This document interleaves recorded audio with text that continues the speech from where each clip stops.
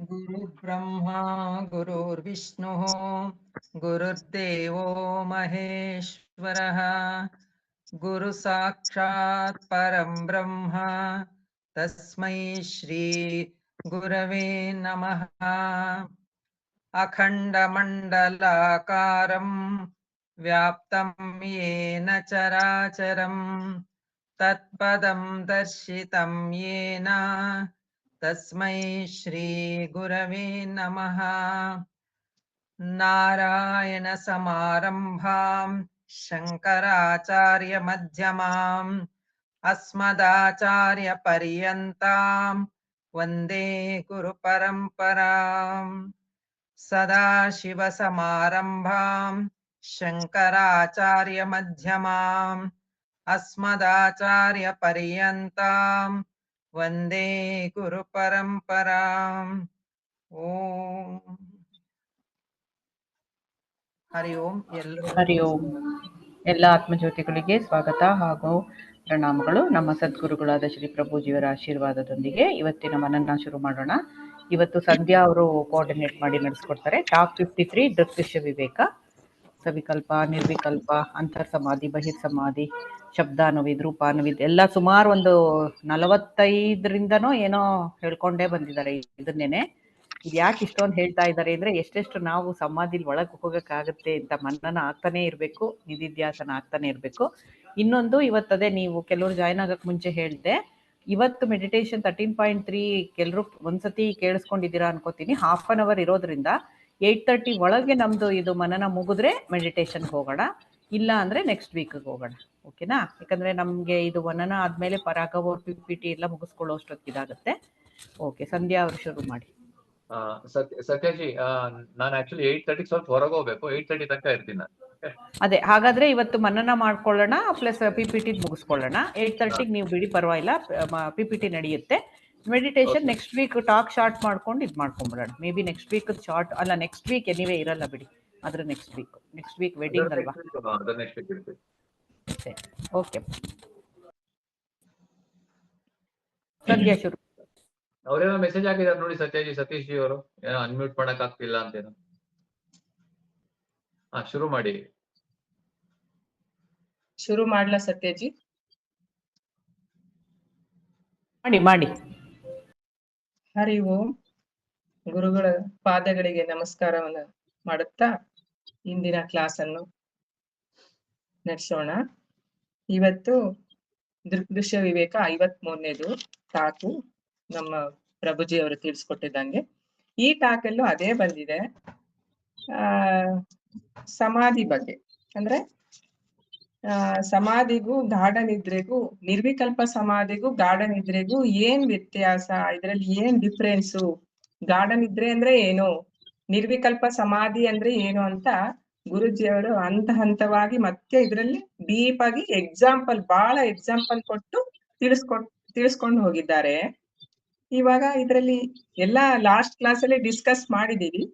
ಇವಾಗ ಮತ್ತೆ ಇದ್ರಲ್ಲಿ ಎಕ್ಸಾಂಪಲ್ಸ್ ಕೊಟ್ಟಿರೋದ್ರಿಂದ ಗುರುಜಿ ಅವರು ಮತ್ತೆ ಇನ್ನೊಂದ್ಸಲ ಇದನ್ನ ಬಗ್ಗೆ ನಾವು ಇನ್ನ ಚೆನ್ನಾಗಿ ಡೀಪ್ ಆಗಿ ಅರ್ಥ ಮಾಡ್ಕೊಳ್ಳೋಣ ಅಂತ ಅಂದ್ಬಿಟ್ಟು, ಈಗ ಮೊದಲನೇ ಆಗಿ ಆಶಾ ಲಕ್ಷ್ಮಿ ಅವರಿಗೆ ನಿದ್ರೆಗೂ ನಿರ್ವಿಕಲ್ಪ ಸಮಾಧಿಗೂ ವ್ಯತ್ಯಾಸ ಏನು ಅಂತಂದ್ಬಿಟ್ಟು, ಇದು ಎಲ್ಲಾರ್ಗು ಇದನ್ನ ಎಲ್ಲ ಡಿಸ್ಕಸ್ ಲಾಸ್ಟ್ ಕ್ಲಾಸ್ ಅಲ್ಲಿ ಮಾಡ್ತಾ ಬಂದಿದ್ವಿ. ಬಹಳ ಡೀಪ್ ಆಗಿ ಬೇಡ, ಯಾಕಂದ್ರೆ ಚಿಕ್ಕದಾಗಿ ಹೇಳಿದ್ರೆ ಬೇರೆಯವ್ರಿಗೂ ಕ್ವಶನ್ಸ್ಗೆ ಆನ್ಸರ್ ಮಾಡ್ಲಿಕ್ಕೆ ಇರುತ್ತೆ. ಎಲ್ಲ ಫುಲ್ ಈ ಕ್ವಶನ್ ಎಲ್ಲ ಬರೋದ್ರಿಂದ ಎಲ್ಲ ಹೇಳ್ಬಿಟ್ರೆ ಮತ್ತೆ ಬೇರೆಯವ್ರಿಗೆ ಹೇಳೋದಕ್ಕೆ ಏನು ಅವಕಾಶನೇ ಇರಲ್ಲ. ಇದನ್ನ ಅರ್ಥ ಆಗ ಟೈಪ್ ಅಲ್ಲಿ ಚಿಕ್ಕದಾಗಿ ಹೇಳ್ಬಿಡಿ ಸಾಕು ಅಂತ ಅಂದ್ಬಿಟ್ಟು. ನಿದ್ರೆಗೂ ನಿರ್ವಿಕಲ್ಪ ಸಮಾಧಿಗೂ ಏನ್ ವ್ಯತ್ಯಾಸ ಅಂತ. ನಿದ್ದೆನ ಜಡ ಸಮಾಧಿ ಅಂತಾನು ಹೇಳ್ತೀವಿ. ನಾವು ಸಾಮಾನ್ಯವಾಗಿ ನಿದ್ದೆ ಹೋಗ್ಬೇಕಾದ್ರೆ ನಮ್ಮ ಲೌಕಿಕದ ಕೆಲಸ ಕಾರ್ಯಗಳು, ಮಾರನೇ ದಿನ ಏನ್ ನಮ್ಮ ಕರ್ತವ್ಯಗಳು, ಅದ್ರ ಬಗ್ಗೆನೆ ಚಿಂತೆ ಮಾಡ್ತಾ ಮಲಗೋದ್ರಿಂದ ನಮ್ಗೆ ಗಾಢ ನಿದ್ದೆಗೆ ಹೋಗ್ತೀವಿ. ಮತ್ತೆ ಬೆಳಗ್ಗೆ ಎದ್ದ ತಕ್ಷಣ ಅದೇ ಯೋಚನೆ ಬರುತ್ತೆ.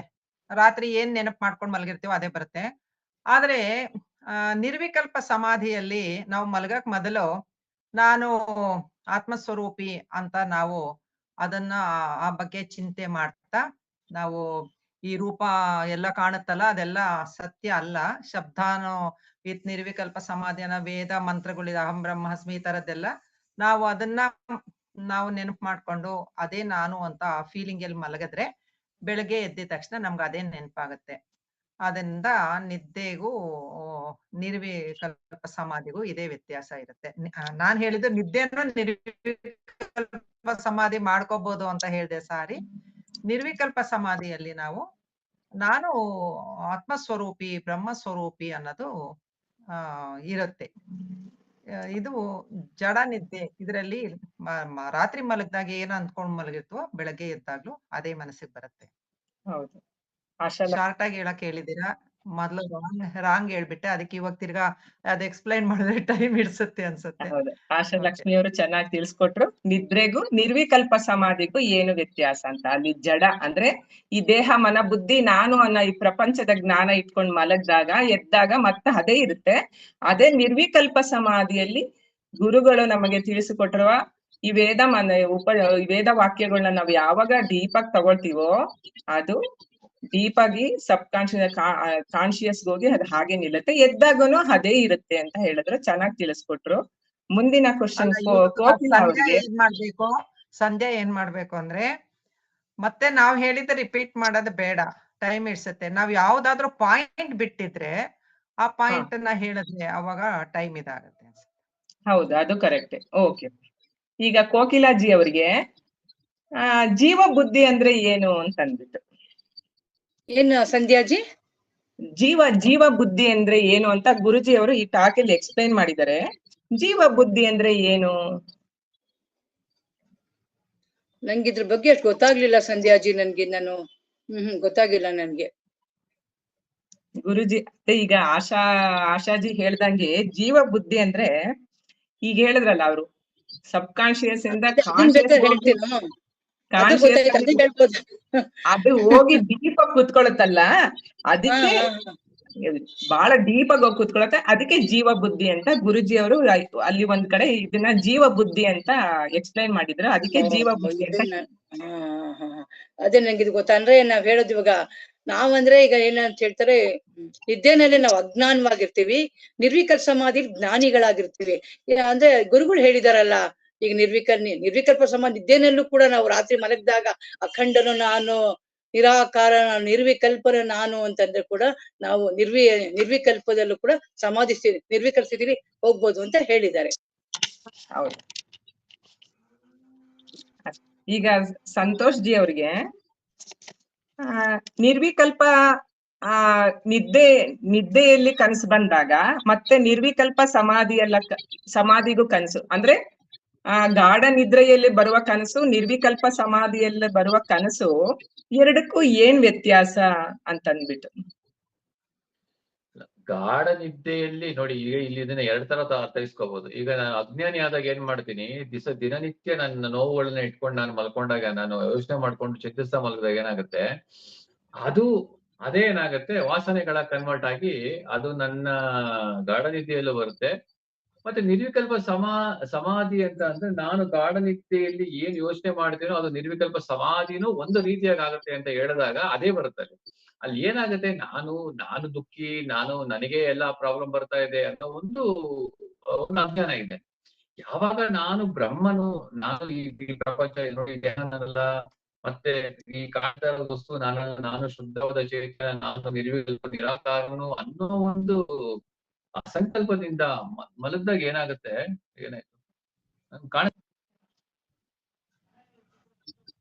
ಹಲೋ ಕಾಣಿಸ್ತಾ ಇದೆಯಾ? ಕಾಣಿಸ್ತಾ ಇದೆ. ಸ್ವಲ್ಪ ವಾಯ್ಸ್ ಬ್ರೇಕ್ ಆಗ್ತಾ ಇದೆ. ವಾಯ್ಸ್ ಬ್ರೇಕ್ ಆಗ್ತಿದೆ ನಿಮ್ದು. ಒಂದ್ ನಿಮಿಷ ಇರಿ, ನನ್ನ ಇಂಟರ್ನೆಟ್ ಅನ್ನೋ ಪ್ರಾಬ್ಲಮ್ ಆಯ್ತು. ಒಂದೇ ನಿಮಿಷ. ಸಂಧ್ಯಾ, ಕ್ವಶನ್ ಏನ್ ಇನ್ನೊಂದ್ಸರಿ ಅದು? ನಿದ್ರೆಯಲ್ಲಿ ಬರುವ ಕನಸಿಗೂ ನಿರ್ವಿಕಲ್ಪ ಸಮಾಧಿಯಲ್ಲಿ ಬರುವ ಕನಸಿಗೂ ಏನು ವ್ಯತ್ಯಾಸ ಅಂತ ಸಂತೋಷ್ ಜಿ ಅವ್ರನ್ನ ಕೇಳಿದ್ನ.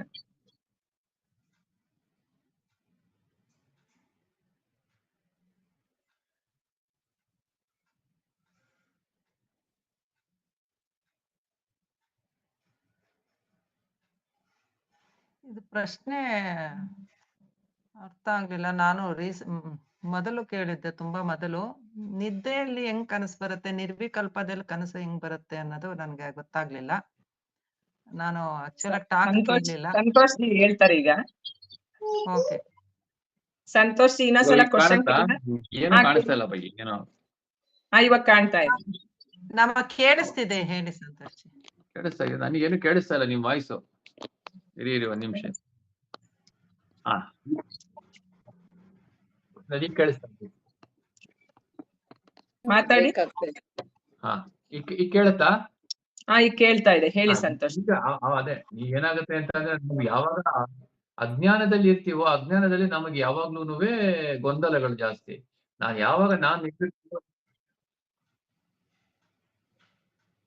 ಏನಾಗ್ತಾ ಇದೆ ತುಂಬಾ ಏಕೋ. ಈಗ ಕೇಳಿಸ್ತಾ ಇದೆಯಾ? ಕೇಳಿಸ್ತಾ ಇದೆ, ಕೇಳಿ. ಓಕೆ. ಸೊ ನಾನು ಯಾವಾಗ ನಿರ್ವಿಕಲ್ಪನು ನಾನು, ನಿರಾಕಾರ ನಾನು ಅಂತ ನಾನು ಆ ಬ್ರಹ್ಮತತ್ವದಲ್ಲಿ ಇರ್ತೀನೋ, ನಾನು ಮಲಗಿದಾಗ ನನಗೆ ಅದೇ ಸೂಕ್ಷ್ಮವಾಗಿ ಸಬ್ ಕಾನ್ಶಿಯಸ್ ಮೈಂಡ್ಗೆ ಗಾಢವಾಗಿ ಇಳಿಯುತ್ತೆ, ದಟ್ಟವಾಗಿ ಇಳಿಯುತ್ತೆ. ಇಳಿದಾಗ ಏನಾಗುತ್ತೆ, ನಾನು ಅದನ್ನ ಆ ಒಂದು ನಿದ್ದೆಯಲ್ಲಿ, ಗಾಢ ನಿದ್ದೆಯಲ್ಲಿ ಏನೊಂದು ಆ ಒಂದು ಸೂಕ್ಷ್ಮತೆಯನ್ನು ಅನುಭವಿಸ್ತೀನೋ, ಅದು ನನಗೆ ನಿರ್ವಿಕಲ್ಪ ಸಮಾಧಿನಲ್ಲೂ ಅದೇ ಬರುತ್ತೆ ಅಂತ ಗುರುಜಿ ಇಲ್ಲಿ ಹೇಳ್ತಾರೆ. ಹೌದು, ಕರೆಕ್ಟ್ ಆಗಿದೆ ಸಂತೋಷ್ ಜಿ. ಹೌದು, ಕರೆಕ್ಟ್ ಆಗಿದೆ ಸಂತೋಷ್ ಜಿ ಅವ್ರು ಹೇಳಿದ್ದು.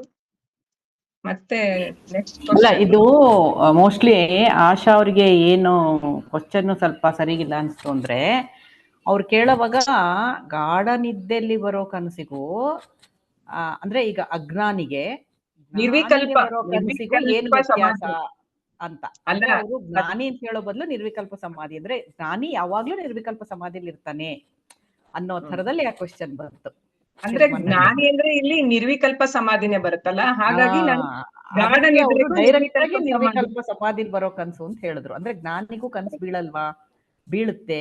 ಅವ್ನು ಸದಾ ನಿರ್ವಿಕಲ್ಪ ಸಮಾಧಿಲೇ ಇರ್ತಾನೆ ಅಥವಾ ಸಹಜ ಸಮಾಧಿಲಿ ಇರ್ತಾನೆ. ಅವನಿಗೆ ಕನಸು ಬಂದ್ರು ಅವನ ಐಡೆಂಟಿಫಿಕೇಶನ್ ಇಲ್ಲದೆ ಇರೋದ್ರಿಂದ ಅವನು ಅದನ್ನ ನೋಡ್ತಾ ಇರ್ತಾನೆ as a witness, as a ಸಾಕ್ಷಿ ಅನ್ನೋ ಥರದಲ್ಲೇ ಅವ್ರ ಕ್ವಶನ್ ಸ್ವಲ್ಪ ಕನ್ಫ್ಯೂಷನ್ ತರ ಕಾಣಿಸ್ತು ಅಷ್ಟೇ. ನಿರ್ವಿಕಲ್ಪ ಸಮಾಧಿಲಿ ಬರೋ ಕನಸಿಗೆ ಅಂತ ಹೇಳಿದ್ದು ನಿಮಗೆ ಕ್ವಶನ್ ಯಾಕೋ ಒಂಥರ ಇದೆ ಅಂತ ಅಲ್ವಾ? ಹೌದಾ ಆಶಾಜಿ? ಮ್ಯೂಟ್ ಆಗಿದೆ. ಗಾಢ ನಿದ್ದೆ ಅಂತ ಹೇಳಿ ಅಲ್ಲಿ ಕನಸು ಹೆಂಗ್ ಬಂತು, ನಿರ್ವಿಕಲ್ಪ ಸಮಾಧಿ ಅಂತ ಅಂದ್ಮೇಲೆ ಅಲ್ಲಿ ಕನಸು ಹೆಂಗ್, ಮತ್ತೆ ಜ್ಞಾನಿ ದೃಷ್ಟಿ ಎಲ್ಲ ಹೇಳಿದ್ದು ನೀವು ಸರಿ ಹೋಯ್ತು. ಇದು ಅಲ್ಲಿ ಎರಡು ಅಪೋಸಿಟ್ ವರ್ಡ್ಸ್ ಆಯ್ತು. ಗಾಢ ನಿದ್ದೆ ಆಯ್ತು, ಮತ್ತೆ ಕನಸು ಹೆಂಗ್ ಬರುತ್ತೆ?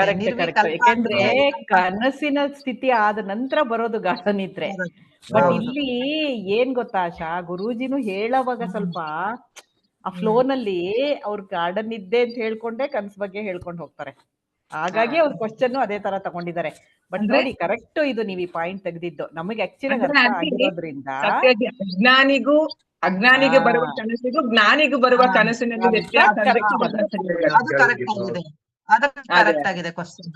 ಕರೆಕ್ಟ್. ಈ ಪಾಯಿಂಟರ್ಸ್ ಏನೇನ್ ತರ್ತೀರಾ ಇದು ತುಂಬಾ ಚೆನ್ನಾಗಿದೆ. ನನ್ಗೆ ಆಮೇಲೆ ಇನ್ನೊಂದು ಇಷ್ಟ ಆಗಿದ್ದು, ಸಂಧ್ಯಾ ಅವರು ಇಷ್ಟೇ ಹೇಳಿ ಅಂತ ಹೇಳಿದ್ದು, ಅದಾದ್ಮೇಲೆ ಆಶಾ ನೀವ್ ಅದನ್ನ ಮತ್ತೆ ರಿಪೀಟ್ ಮಾಡಬೇಡಿ ಅಂತ ಹೇಳಿದ್ದು, ಆಕ್ಚುಲ್ ಆಗಿ ಚೆನ್ನಾಗಿದೆ. ನಮಗ್ ನಾವೇ ಒಂದು ಇದನ್ನ ರೂಲ್ಸ್ ಮಾಡ್ಕೊಂಡು ಎಲ್ರು ಒಂದು ಓಪನ್ ಇದ್ರಲ್ಲಿ ಮಾಡ್ಕೊಂಡು ಹೋಗೋಣ. ಖಂಡಿತ ಮೇಂಟೈನ್ ಮಾಡಬಹುದು. Next question ಅನ್ಸಿಯಾಜಿಗೆ. ಅನ್ಸಿಯಾಜಿ ಇದೀರಲ್ಲ?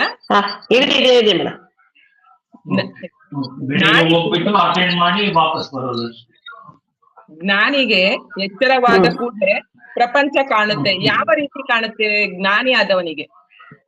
ಅವನಿಗೆ ಎಚ್ಚರ ಆಗಿದ ತಕ್ಷಣ ಪ್ರಪಂಚ ಕಾಣುತ್ತೆ. ಪ್ರಪಂಚ ಮಾಮೂಲಿ ಅದು ನಮ್ಮ ಏನು ಇಲ್ಲ ಅಂತಾನೆ ಕಾಣುತ್ತೆ ಮೇಡಮ್ ಜ್ಞಾನಿಗಳಿಗೆ. ಹಲೋ, ಕೇಳಿಸಿದ್ಯಾ ಮೇಡಮ್? ಯಾರ್ದೋ ಏನೋ ಡಿಸ್ಟರ್ಬೆನ್ಸ್ ವಾಯ್ಸ್ ಕೇಳ್ತಾ ಇದೆ. ಡಿಸ್ಟರ್ಬೆನ್ಸ್ ಇದೆ ಇಲ್ಲಿ. ಹೌದು ಸಂಧ್ಯಾಜಿ, ಏನೋ ಡಿಸ್ಟರ್ಬೆನ್ಸ್ ಇದೆ ಅಪ್ಪ. ಯಾರ್ದೋ ಏನೋ. ಎಲ್ರು ಮ್ಯೂಟ್ ಹೋಗಿ. ಯಾರು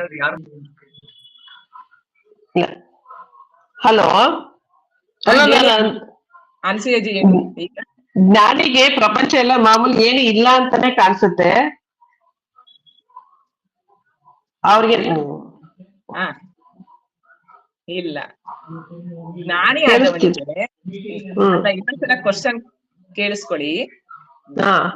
ಜ್ಞಾನಿ ಅಜ್ಞಾನಿ ಅಂತ ಬರುತ್ತಿಲ್ಲಿ. ಜ್ಞಾನಿ ಆದವನಿಗೆ ಎಚ್ಚರವಾದ ಕೂಡಲೇ ಪ್ರಪಂಚ ಕಾಣುತ್ತಲ್ವಾ?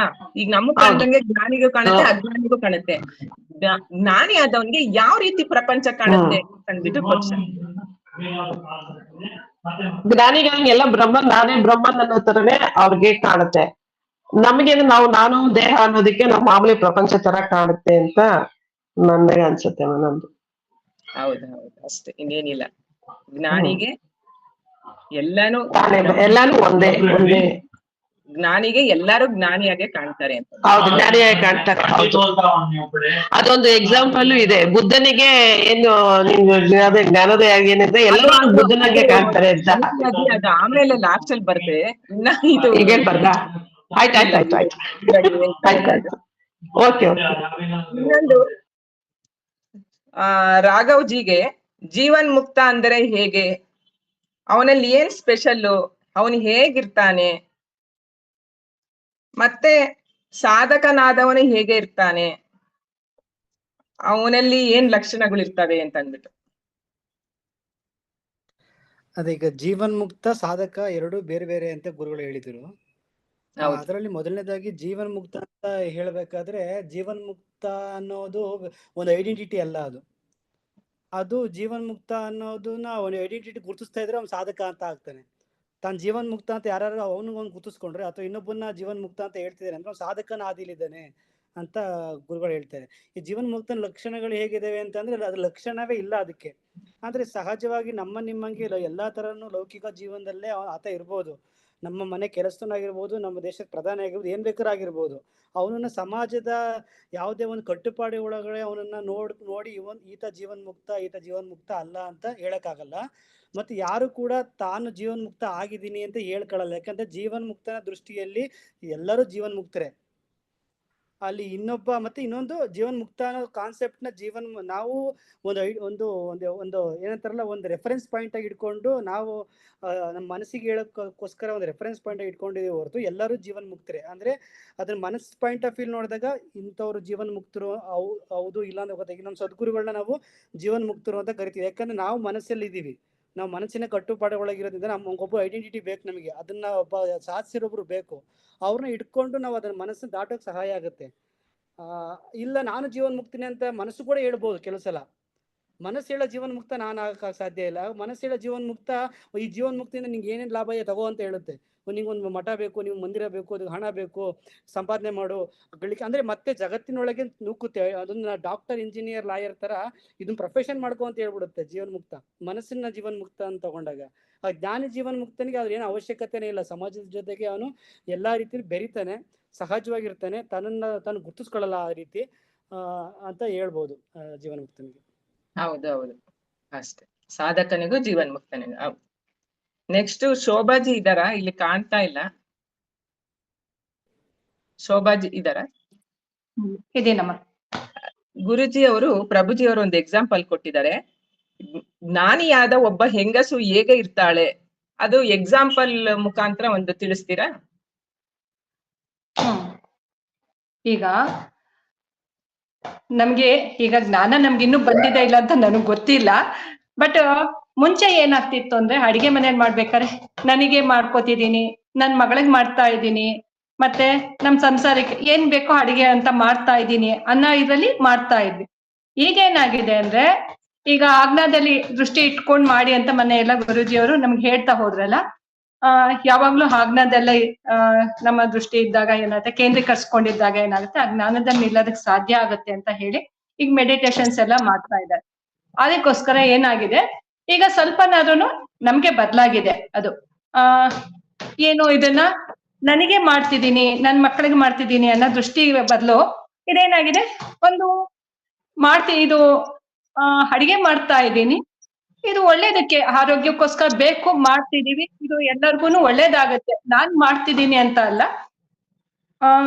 ಬೇಕು, ಆಹಾರ ಬೇಕು, ಅದಕ್ಕೋಸ್ಕರ ನಾವ್ ಮಾಡ್ತೀವಿ ಅನ್ನೋ ದೃಷ್ಟಿಯಲ್ಲಿ ಈಗ ಸದ್ಯಕ್ಕೆ ನಾವ್ ಮಾಡ್ತಾ ಇದೀವಿ. ಆದ್ರೆ ಜ್ಞಾನಿ ದೃಷ್ಟಿಯಲ್ಲಿ ಜ್ಞಾನ ಬಂದ್ಮೇಲೆ ಏನಾಗುತ್ತೆ ಅಂದ್ರೆ, ಎಲ್ಲಾನು ಬ್ರಹ್ಮನೇ, ಮಾಡ್ತಿರೋ ಅಡಿಗೆನು ಬ್ರಹ್ಮನೇ, ಊಟಕ್ಕೆ ಇಡೋದು ಬ್ರಹ್ಮನೇ, ಎಲ್ಲಾನು ಬ್ರಹ್ಮನೇ ಆಗಿರುತ್ತೆ ಜ್ಞಾನಿ ದೃಷ್ಟಿಯಲ್ಲಿ. ಹಾಗಾಗಿ ಅಲ್ಲಿ ನಾನ್ ಮಾಡ್ತಿದ್ದೀನಿ ಅನ್ನೋದು ಬರೋದಿಲ್ಲ, ಮತ್ತೆ ಇನ್ನೊಬ್ರು ಮಾಡ್ಕೊಟ್ಟಿದ್ದೀನಿ ಅನ್ನೋದು ಬರೋದಿಲ್ಲ. ಹೇಳಿದ್ನಲ್ಲ ಎಲ್ಲಾನು ಬ್ರಹ್ಮನೇ ಆಗುತ್ತೆ ಜ್ಞಾನಿ ದೃಷ್ಟಿಯಲ್ಲಿ ಅಂತ ಅಂದ್ಬಿಟ್ಟು ನಾನಿಲ್ಲಿ ಅರ್ಥ ಮಾಡ್ಕೊಂಡಿದ್ದೆ. ಅದೇ ಅಲ್ಲಿಗೆ ಮೊದ್ಲು ಹೆಂಗಸ್ ಮಾಡೋ, ಈಗ ಕರ್ತೃತ್ವ ಭಾವ ಇರೋದಿಲ್ಲ ಅಲ್ಲಿ ಅಷ್ಟೇ. ಹೌದು. ಬರ್ತಾ ಬರ್ತಾ ಏನಾಗುತ್ತೆ, ಜ್ಞಾನಿಗೆ ಕರ್ತೃತ್ವ ಭಾವ ಇರೋದಿಲ್ಲ, ಅಲ್ಲಿ ಎಲ್ಲರೂ ಒಂದೇ, ಎಲ್ಲಾನು ಒಂದೇನೆ ಆಗಿರುತ್ತೆ. ಹೌದು, ಕರೆಕ್ಟ್ ಆಗಿದೆ. ಈಗ ಮತ್ತೆ ಇನ್ಯಾರಿದ್ದಾರೆ? ಇನ್ಯಾರು ಇದಾರ? ಅಷ್ಟೇನಾ? ಆಶಾಜಿ ಅವ್ರಿಗೆ? ಆಶಾ ಭೂಪಣ್ಣ ಮೋಸ್ಟ್ಲಿ ಅವ್ರು ಇದಾರಾ? ಸೈಲೆಂಟ್ ಆಗಿರ್ತಾರೆ. ಅಲ್ಲ, ಆಶಾ ಭೂಪಣ್ಣ ಅವ್ರು ಇದಾರ? ಅವ್ರು ಇಲ್ಲ ಎಕ್ಸಿಟ್ ಆಗಿದ್ದಾರೆ. ಇವ್ರಿದ್ದಾರೆ, ಯಾರು? ಸತೀಶ್ ಜಿ.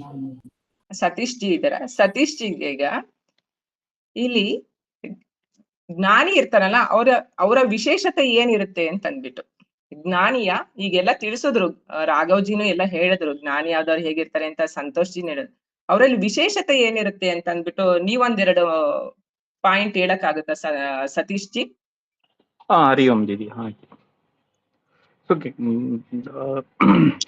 ಜ್ಞಾನಿಯ ವಿಶೇಷತೆ ಅಂದ್ರೆ ಈ ಡ್ರಾಪ್ಸ್ ದ ಡೋವರ್ಶಿಪ್, ಈಗ ಪ್ರೀವಿಯಸ್ ಮೇಡಮ್ ಹೇಳಿದ್ರಲ್ಲ, and he mixes as a common person. He doesn't proclaim himself as a Jnani and leads the normal life. And for him, anybody is a Jnani. I mean, he doesn't distinguish with a person like you're a Jnani, you're a Jnani, anta. He doesn't distinguish. ಅಂದ್ರೆ ಅವ್ರ ದೃಷ್ಟಿಯಲ್ಲಿ ಎಲ್ಲರೂ ಜ್ಞಾನಮಯ ಅಂತ ಅಂದ್ಬಿಟ್ಟು, ಅವರ ದೃಷ್ಟಿಯಲ್ಲಿ ಎಲ್ಲ ಜ್ಞಾನಮಯ, ಒಂದ್ನೆಸ್ ಇರುತ್ತೆ ಅಂತ ಅಂದ್ಬಿಟ್ಟು, ಬ್ರಹ್ಮಮಯ ಜ್ಞಾನಮಯ ಅಂತ ಹೇಳ್ತಾರೆ. ಸರಿ ಇದೆ. ಆಶಾಜಿ ಅವರಿಗೆ ಅವರು ಜ್ಞಾನಿಯ ಬಗ್ಗೆ ಹೇಳಿದ್ರು, ನೀವು ಅಜ್ಞಾನಿಯ ವಿಶೇಷತೆ ಏನಿರುತ್ತೆ, ಅಜ್ಞಾನಿ ಆದವನಿಗೆ ಅವನ ಇದರಲ್ಲಿ ವಿಶೇಷತೆ ಏನಿರುತ್ತೆ ಅಂತ ಅಂದ್ಬಿಟ್ಟು. ಮ್ಯೂಟ್ ಆಗಿದೆ ಆಶಾಜಿ, ಮ್ಯೂಟ್ ಆಗಿದೆ.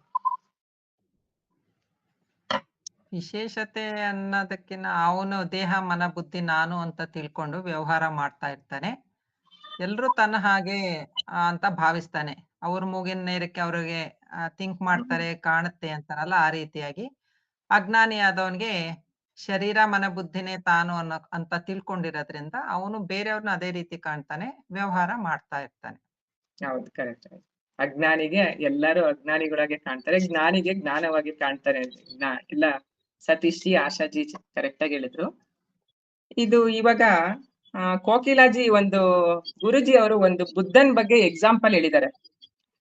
ಬುದ್ಧನಿಗೆ ಜ್ಞಾನ ಬಂದ್ಮೇಲೆ ಏನು ಗೊತ್ತಾಯ್ತು ಅಂತಂದ್ಬಿಟ್ಟು, ಮತ್ತೆ ಅದನ್ನ ಬುದ್ಧ ಯಾವ ರೀತಿ ಹೇಳ್ತಾನೆ, ಮತ್ತೇನು ಪಾಠ ಮಾಡ್ತೀರಾ ಅಂತಂದಾಗ ಏನಂತ ಹೇಳ್ತಾರೆ ಬುದ್ಧ ಶಿಷ್ಯರಿಗೆ ಅಂತ ಅಂದ್ಬಿಟ್ಟು, ಅದನ್ನ ನೀವು ಏನ್ ಹೇಳಿದಾರೆ ಅಂತ ಒಂದ್ 2 ಲೈನ್ ತಿಳಿಸ್ಕೊಡಕ್ ಆಗತ್ತಾ? ಆಗುತ್ತೆ, ಹೇಳ್ತೀನಿ. ಬುದ್ಧನ ಅಂದ್ರೆ ಅವನಂದ್ರೆ ಪೂರ್ಣ ಜ್ಞಾನೋದಯ ಬಂದನ್ ಬುದ್ಧ ಆಗ್ತಾನೆ. ಇಲ್ಲೇನಂದ್ರೆ ಅರ್ಧಂಬರ್ಧ ಬುದ್ಧರಿಗೆ ಪಾಠ ಮಾಡ್ತಾ ಇರ್ತಾನೆ, ಇನ್ನು ಕಲಿದಿರೋ ಬುದ್ಧರಿಗೆ, ಅಂದ್ರೆ ಪೂರ್ತಿ ಜ್ಞಾನ ಬರ್ದೇ ಇದ್ದವ್ರಿಗೆ ಪಾಠ ಮಾಡೋದು. ಹೌದು, ಅವ್ರು ಫಸ್ಟ್ ಕೇಳಿದಾಗ ಎಲ್ಲರೂ ಬುದ್ಧರಾಗೆ ಕಾಣ್ತಾರೆ ಅಂತಾರೆ. ಹೌದು, ಮತ್ತೆ ಯಾಕೆ ಮಾಡ್ತಾರೆ? ಹೌದು, ಹಾಗೆ ಹೇಳ್ತಾರೆ. ಹೌದು, ಅದು ಕರೆಕ್ಟ್ ಆಗಿದೆ. ಸಂತೋಷ್ ಜಿ, ಗುರುಗಳು ನಮ್ಗೆ ಇದ್ರಲ್ಲೂ ಒಂದು ಶ್ರವಣ ಮನನ ನಿಧಿಧ್ಯಾಸ ಬಗ್ಗೆ ತಿಳಿಸಿರ್ತಾರೆ. ಅದರಲ್ಲಿ ಅಂತರ್ ನಿಧಿಧ್ಯಾಸ ಬಗ್ಗೆ ಎಕ್ಸ್ಪ್ಲೈನ್ ಮಾಡಿದ್ದಾರೆ. 1-2 ಲೈನಲ್ಲಿ ಹೇಳಿ ಸಂತೋಷ್ ಜಿ. ಇಲ್ಲಿ ಏನಾಗುತ್ತೆ ಅಂತಂದ್ರೆ, ಅಂತರ್ನಿಧಿಧ್ಯಾಸ ಅಂದ್ರೆ ಮೊದಲು ಬಹಿರ್ನಿಧ್ಯಾಸ ಅಂದ್ರೆ ನಮ್ಗೆ ಏನ್ ಕಾಣುತ್ತೆ, ಇದು ನಾನಲ್ಲ ಅದು ನಾನಲ್ಲ ಅಂತ ಹೇಳಿ ನಾವು ಬಹಿರ್ನಿಧ್ಯಾಸ ಮಾಡ್ತೇವೆ. ಅಂತರ್ನಿಧ್ಯಾಸ ಅಂದ್ರೆ ನಾವು ನಮ್ಮ ಒಳಗಡೆ ಏನಿದೆ, ನಮ್ಮಲ್ಲಿ ಇದೆ ಅಂದ್ರೆ ನಾವು ನನ್ನಲ್ಲಿ ನಾನು ಸಾಕ್ಷಿ, ಒಳಗಡೆಯಿಂದ ನಾನು ಚೈತನ್ಯ ಸ್ವರೂಪಿಯಾಗಿದ್ದೀನಿ ಅನ್ನೋ ಒಂದು ವೇದ ಮಾತೆ ಕೊಡುವಂತ ಆ ಒಂದು ವಾಕ್ಯಗಳನ್ನ ಇಟ್ಕೊಂಡು ನಾನು ಮೊದಲು ಗುರು ಹೇಳೋದನ್ನ ಕೇಳಿ ಶ್ರವಣ ಮಾಡ್ಕೊಂಡು ಅದನ್ನ ಮನನ ಮಾಡ್ಕೊಂಡು ಆ ಒಂದು ಸ್ಥಿತಿಯಲ್ಲಿ ನಾನು ಬ್ರಹ್ಮ ಸ್ವರೂಪಿ ಅಂತ ನಿಂತು ಮತ್ತೆ ಅದನ್ನ ನಿಧಿಧ್ಯಾಸ ಮಾಡ್ತಾ ಮಾಡ್ತಾ ಮಾಡ್ತಾ ಮಾಡ್ತಾ ಅದನ್ನ ನಾನು ಯಾವ ರೀತಿ ಪ್ರಾಕ್ಟೀಸ್ ಮಾಡ್ಬೇಕು ಅಂತ ಅಂದ್ರೆ, ಐ ಶುಡ್ ಬಿ ದಟ್, ನಾನ್ ಅದೇ ಅನ್ನೋ ಒಂದು ಏನ್ ಹೇಳ್ತೀರ, ದೃಢವಾಗಿ ನಿಂತು ಮಾಡ್ಬೇಕು. ಅದು ಹೇಗ್ ಮಾಡ್ಬೇಕು ಅಂತಂದ್ರೆ, ಈಗ ನಾನು ನಿದ್ದೆ ಹೋಗ್ಬೇಕಾದ್ರೂ ನೀನ್ ಗಂಡಸು ಹೆಂಗಸು ಅಂತ ಕೇಳಿದ್ರೆ ಯಾರು ಹೇಳಲ್ವಲ್ಲ, ಆ ರೀತಿಯಾಗಿ ನಾವು ಮಾಡಿದಾಗ ಏನಾಗುತ್ತೆ ಅಂತಂದ್ರೆ ಅದು ನಮ್ಮ ಸಬ್ ಕಾನ್ಶಿಯಸ್ ಮೈಂಡ್ಗೆ ಇಳಿಯುತ್ತೆ. ಸಬ್ ಕಾನ್ಶಿಯಸ್ ಮೈಂಡ್ ಇಳ್ಬಿಟ್ರೆ ನಾನು ಗುರುಜಿ ಹೇಳ್ತಾರಲ್ಲ, ಕಾರ್ ಡ್ರೈವಿಂಗ್ ತರ, ನಾನು ಈ ಕಡೆ ಆ ಕಡೆ ನೋಡ್ಕೊಂಡು ನಾನು ನಿರ್ವಿಕಲ್ಪ ಸಮಾಧಿನಲ್ಲೂ ಅಷ್ಟೇ. ಈಗ ನೀವು ಮುಂಚೆ ಪ್ರಶ್ನೆ ಕೇಳಲ್ಲ, ಮಲ್ಗೆ ಇದ್ದಾಗ ಹೇಗಿರ್ತಾನೆ ಜ್ಞಾನಿ ಅಂತ, any time you will be in that Brahma ಸ್ವರೂಪ, ಆತರ. ಕರೆಕ್ಟ್ ಆಗಿದೆ ಸಂತೋಷ್. ರಾಘವ್ಜಿ, ಗಾಢ ನಿದ್ರೆ ಮತ್ತು ನಿರ್ವಿಕಲ್ಪ ಸಮಾಧಿಯಲ್ಲಿರುವ ಈಗೋ ಏನ್ ಡಿಫ್ರೆನ್ಸ್? ಈ ಗಾಢ ನಿದ್ರೆಯಲ್ಲಿ ಮತ್ತೆ ನಿರ್ವಿಕಲ್ಪ ಸಮಾಧಿ ಎರಡರಲ್ಲೂ ಈಗೋ ಇರುತ್ತೆ, ಅತಿ ಸೂಕ್ಷ್ಮ ರೂಪದಲ್ಲಿರುತ್ತೆ ಅಂತಾರೆ. ಏನ್ ಡಿಫ್ರೆನ್ಸ್ ರಾಘವ್ಜಿ? ಗಾರ್ಡನ್ ಇದ್ರೆ ಪ್ರಶ್ನೆ ಗಾಢ ನಿದ್ರೆಯಲ್ಲಿ ಮತ್ತೆ ನಿರ್ವಿಕಲ್ಪ ಸಮಾಧಿಯಲ್ಲಿ ಈ ಕಾನ್ಶಿಯಸ್ ಅತಿ ಸೂಕ್ಷ್ಮ ರೂಪದಲ್ಲಿ ಒಂದು ಈಗೋ ಇರುತ್ತೆ ಅಂತ ಹೇಳ್ತಾರೆ. ಏನಿರುತ್ತೆ ಅಂದ್ರೆ ಈಗೋ. ಆ ಈಗೋ ಎಲ್ಲಿ ಡಿಫ್ರೆನ್ಸ್ ಏನು ಅಂತ ಅಂದ್ಬಿಟ್ಟು. ಈಗ ಗಾಢ ನಿದ್ರೆಯಲ್ಲಿ ನಮಗೆ ಏನು ಇಲ್ಲ ಅನ್ನೋ ಭಾವನೆ ಜೊತೆಗೆ ನಾವು ಇರ್ತೀವಿ. ಅಂದ್ರೆ ಈಗೋ ಅಲ್ಲಿ ಇಲ್ಲ ಅನ್ನೋ ಕಾರಣಕ್ಕೋಸ್ಕರ, ಅಂದ್ರೆ ಈಗೋ ಸೂಕ್ಷ್ಮ ಲೆವೆಲ್ ಅಲ್ಲಿ ಇಳಿದಿರೋದ್ರಿಂದ ಅದೇ ಹೇಳ್ತಾ ಇದೆ ನಾನಲ್ಲಿ ಇಲ್ಲ, ಹಂಗಾಗಿ ಏನು ಇಲ್ಲ ಅಂತ ಹೇಳು ಅಂತ ಹೇಳ್ತಾ ಇದೆ. ಅಲ್ಲಿ ಏನು ಇಲ್ಲ ಅಂತ ಯಾರು ಹೇಳ್ತಾ ಇದ್ದಾರೆ ಅವನನ್ನ ನೆಗ್ಲೆಕ್ಟ್ ಮಾಡ್ತಾ ಇದೆ ಅದು.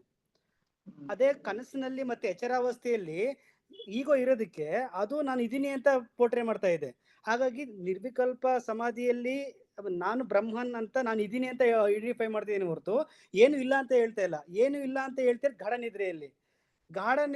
ನಿರ್ವಿಕಲ್ಪ ಸಮಾಧಿಯಲ್ಲಿ ನಾನು ಇದೀನಿ ಅಂತ ಹೇಳ್ತಾ ಇದ್ದೀನಿ, ನಾನು ಬ್ರಹ್ಮನ್ ಅಂತ ಗೊತ್ತಾಗ್ತಾ ಇದೆ, ನಾನೇ ಬ್ರಹ್ಮ, ನಾನೇ ಸರ್ವ, ಎಲ್ಲ ನಾನೇ ಅಂತ ಅರ್ಥ ಆಗ್ತಾ ಇದೆ ಅಲ್ಲಿ. ಆದ್ರೆ ಗಾಢ ನಿದ್ರೆಯಲ್ಲಿ ನಮ್ಗೆ ಏನು ಇಲ್ಲ ಅಂತ ಹೇಳ್ತಿದೆ ಹೊರತು ಏನು ಇಲ್ಲ ಅಂತ ಹೇಳೋದಕ್ಕೆ ಒಬ್ಬ ಬೇಕಲ್ಲ, ಅವ್ನು ಯಾರು ಅಂತ ನಾವು ಪ್ರಶ್ನೆ ಮಾಡೇ ಇಲ್ಲ ಇದುವರೆಗೂ ಕೂಡ.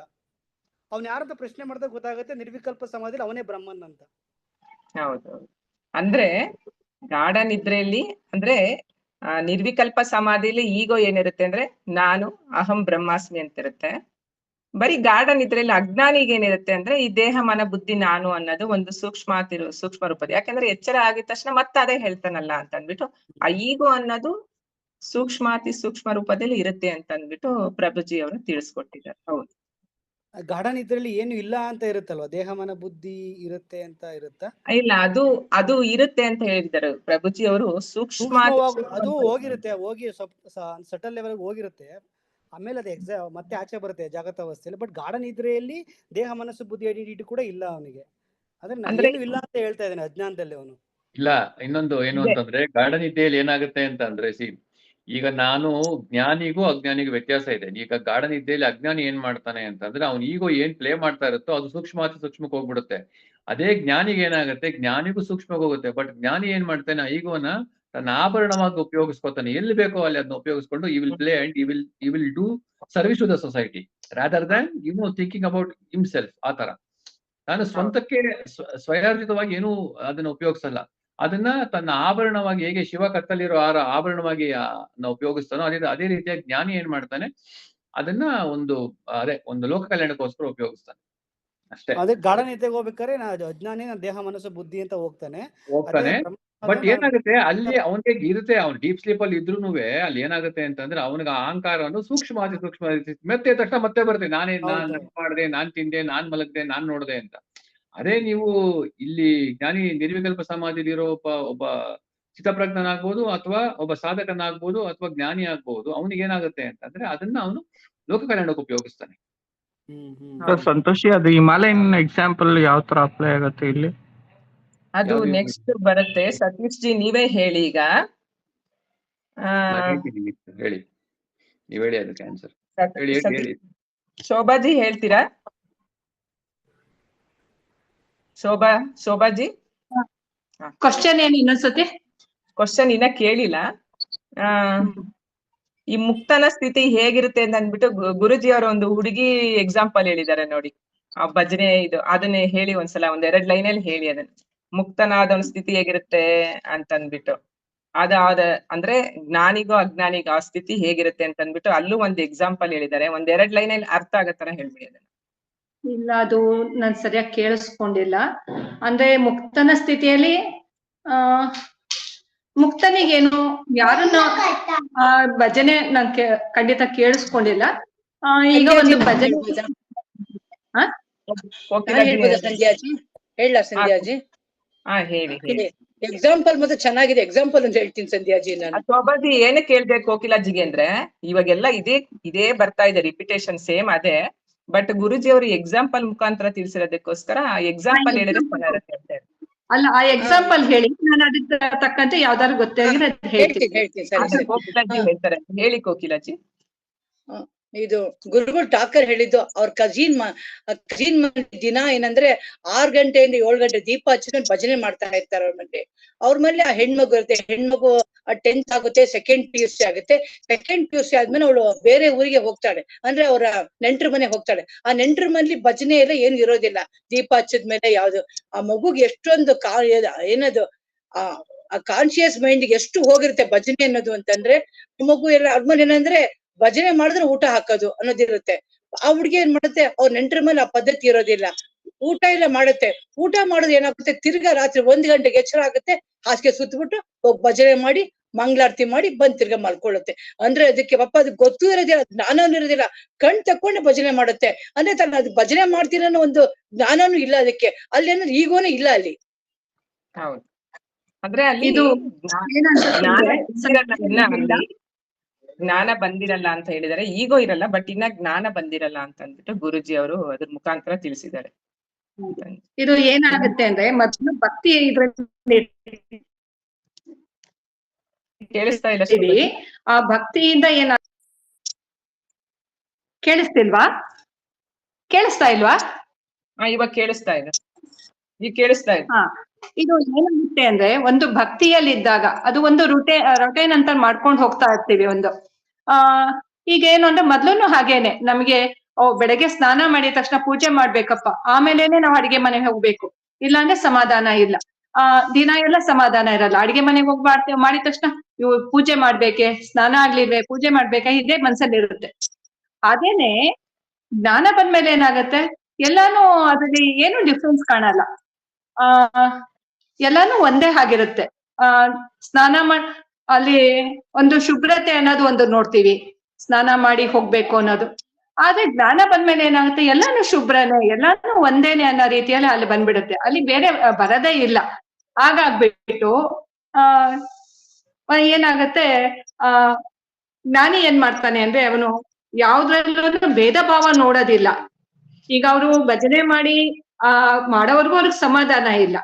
ಆದ್ರೆ ಜ್ಞಾನ ಬಂದ್ಮೇಲೆ ಏನಾಗುತ್ತೆ, ಎಲ್ಲಾನು ಒಂದೇ ಆಗ್ಬಿಡುತ್ತೆ. ಭಜನೆ ಅಂತಾನೂ ಇಲ್ಲ, ಆ ಜ್ಞಾನದಲ್ಲಿ ನಿಲ್ಬೇಕು.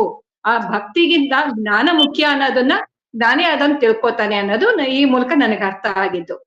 ಇಲ್ಲ, ಆಕ್ಚುಲಿ ಏನು ಅಂತಂದ್ರೆ ಈ ಕಥೆಗೆ 2 ಕತೆ ಹೇಳ್ತಾರೆ ಗುರುಜಿ. ನಾನು ಸತೀಶ್ಗೆ ಹೇಳಿದ್ರು, ಅದಕ್ಕೆ ನಾನು ಆನ್ಸರ್ ಮಾಡ್ಬೋದಾ? ಅದೇ ಇನ್ನೊಂದು ಹಿಮಾಲಯದ್ದು ಹೇಳಿದಾರೆ. ಅಂದ್ರೆ ಸಂತೋಷಿ ಅವ್ರಿಗೆ ಎಷ್ಟು ಅನ್ಕಾನ್ಶಿಯಸ್ ಆಗಿ ಮೈಂಡ್ ಹೊಟ್ಟೋಗಿರುತ್ತೆ ಹುಡುಗಿಗೆ ನೋಡಿ. ಅದಕ್ಕೆ ನಾನು ಆನ್ಸರ್ ಮಾಡ್ತೀನಿ. ಸಂಧ್ಯಾಜಿ ಮಾಡ್ಲಾ? ಮಾಡಿ ಸಂತೋಷಿ. ಹಾಗೆ ಅದನ್ನ ಒಂದು ಎಕ್ಸಾಂಪಲ್ ಕೊಟ್ಟಿದ್ದ ನೋಡಿ, ಅದು ಒಂದ್ ನಿಮಿಷ. ಇದು ಭಜನೆದು ಹೇಳ್ತಾ ಇರೋದು, ಅದು you are still holding on to it. Actually you have to drop everything ಅನ್ನೋದಕ್ಕೆ.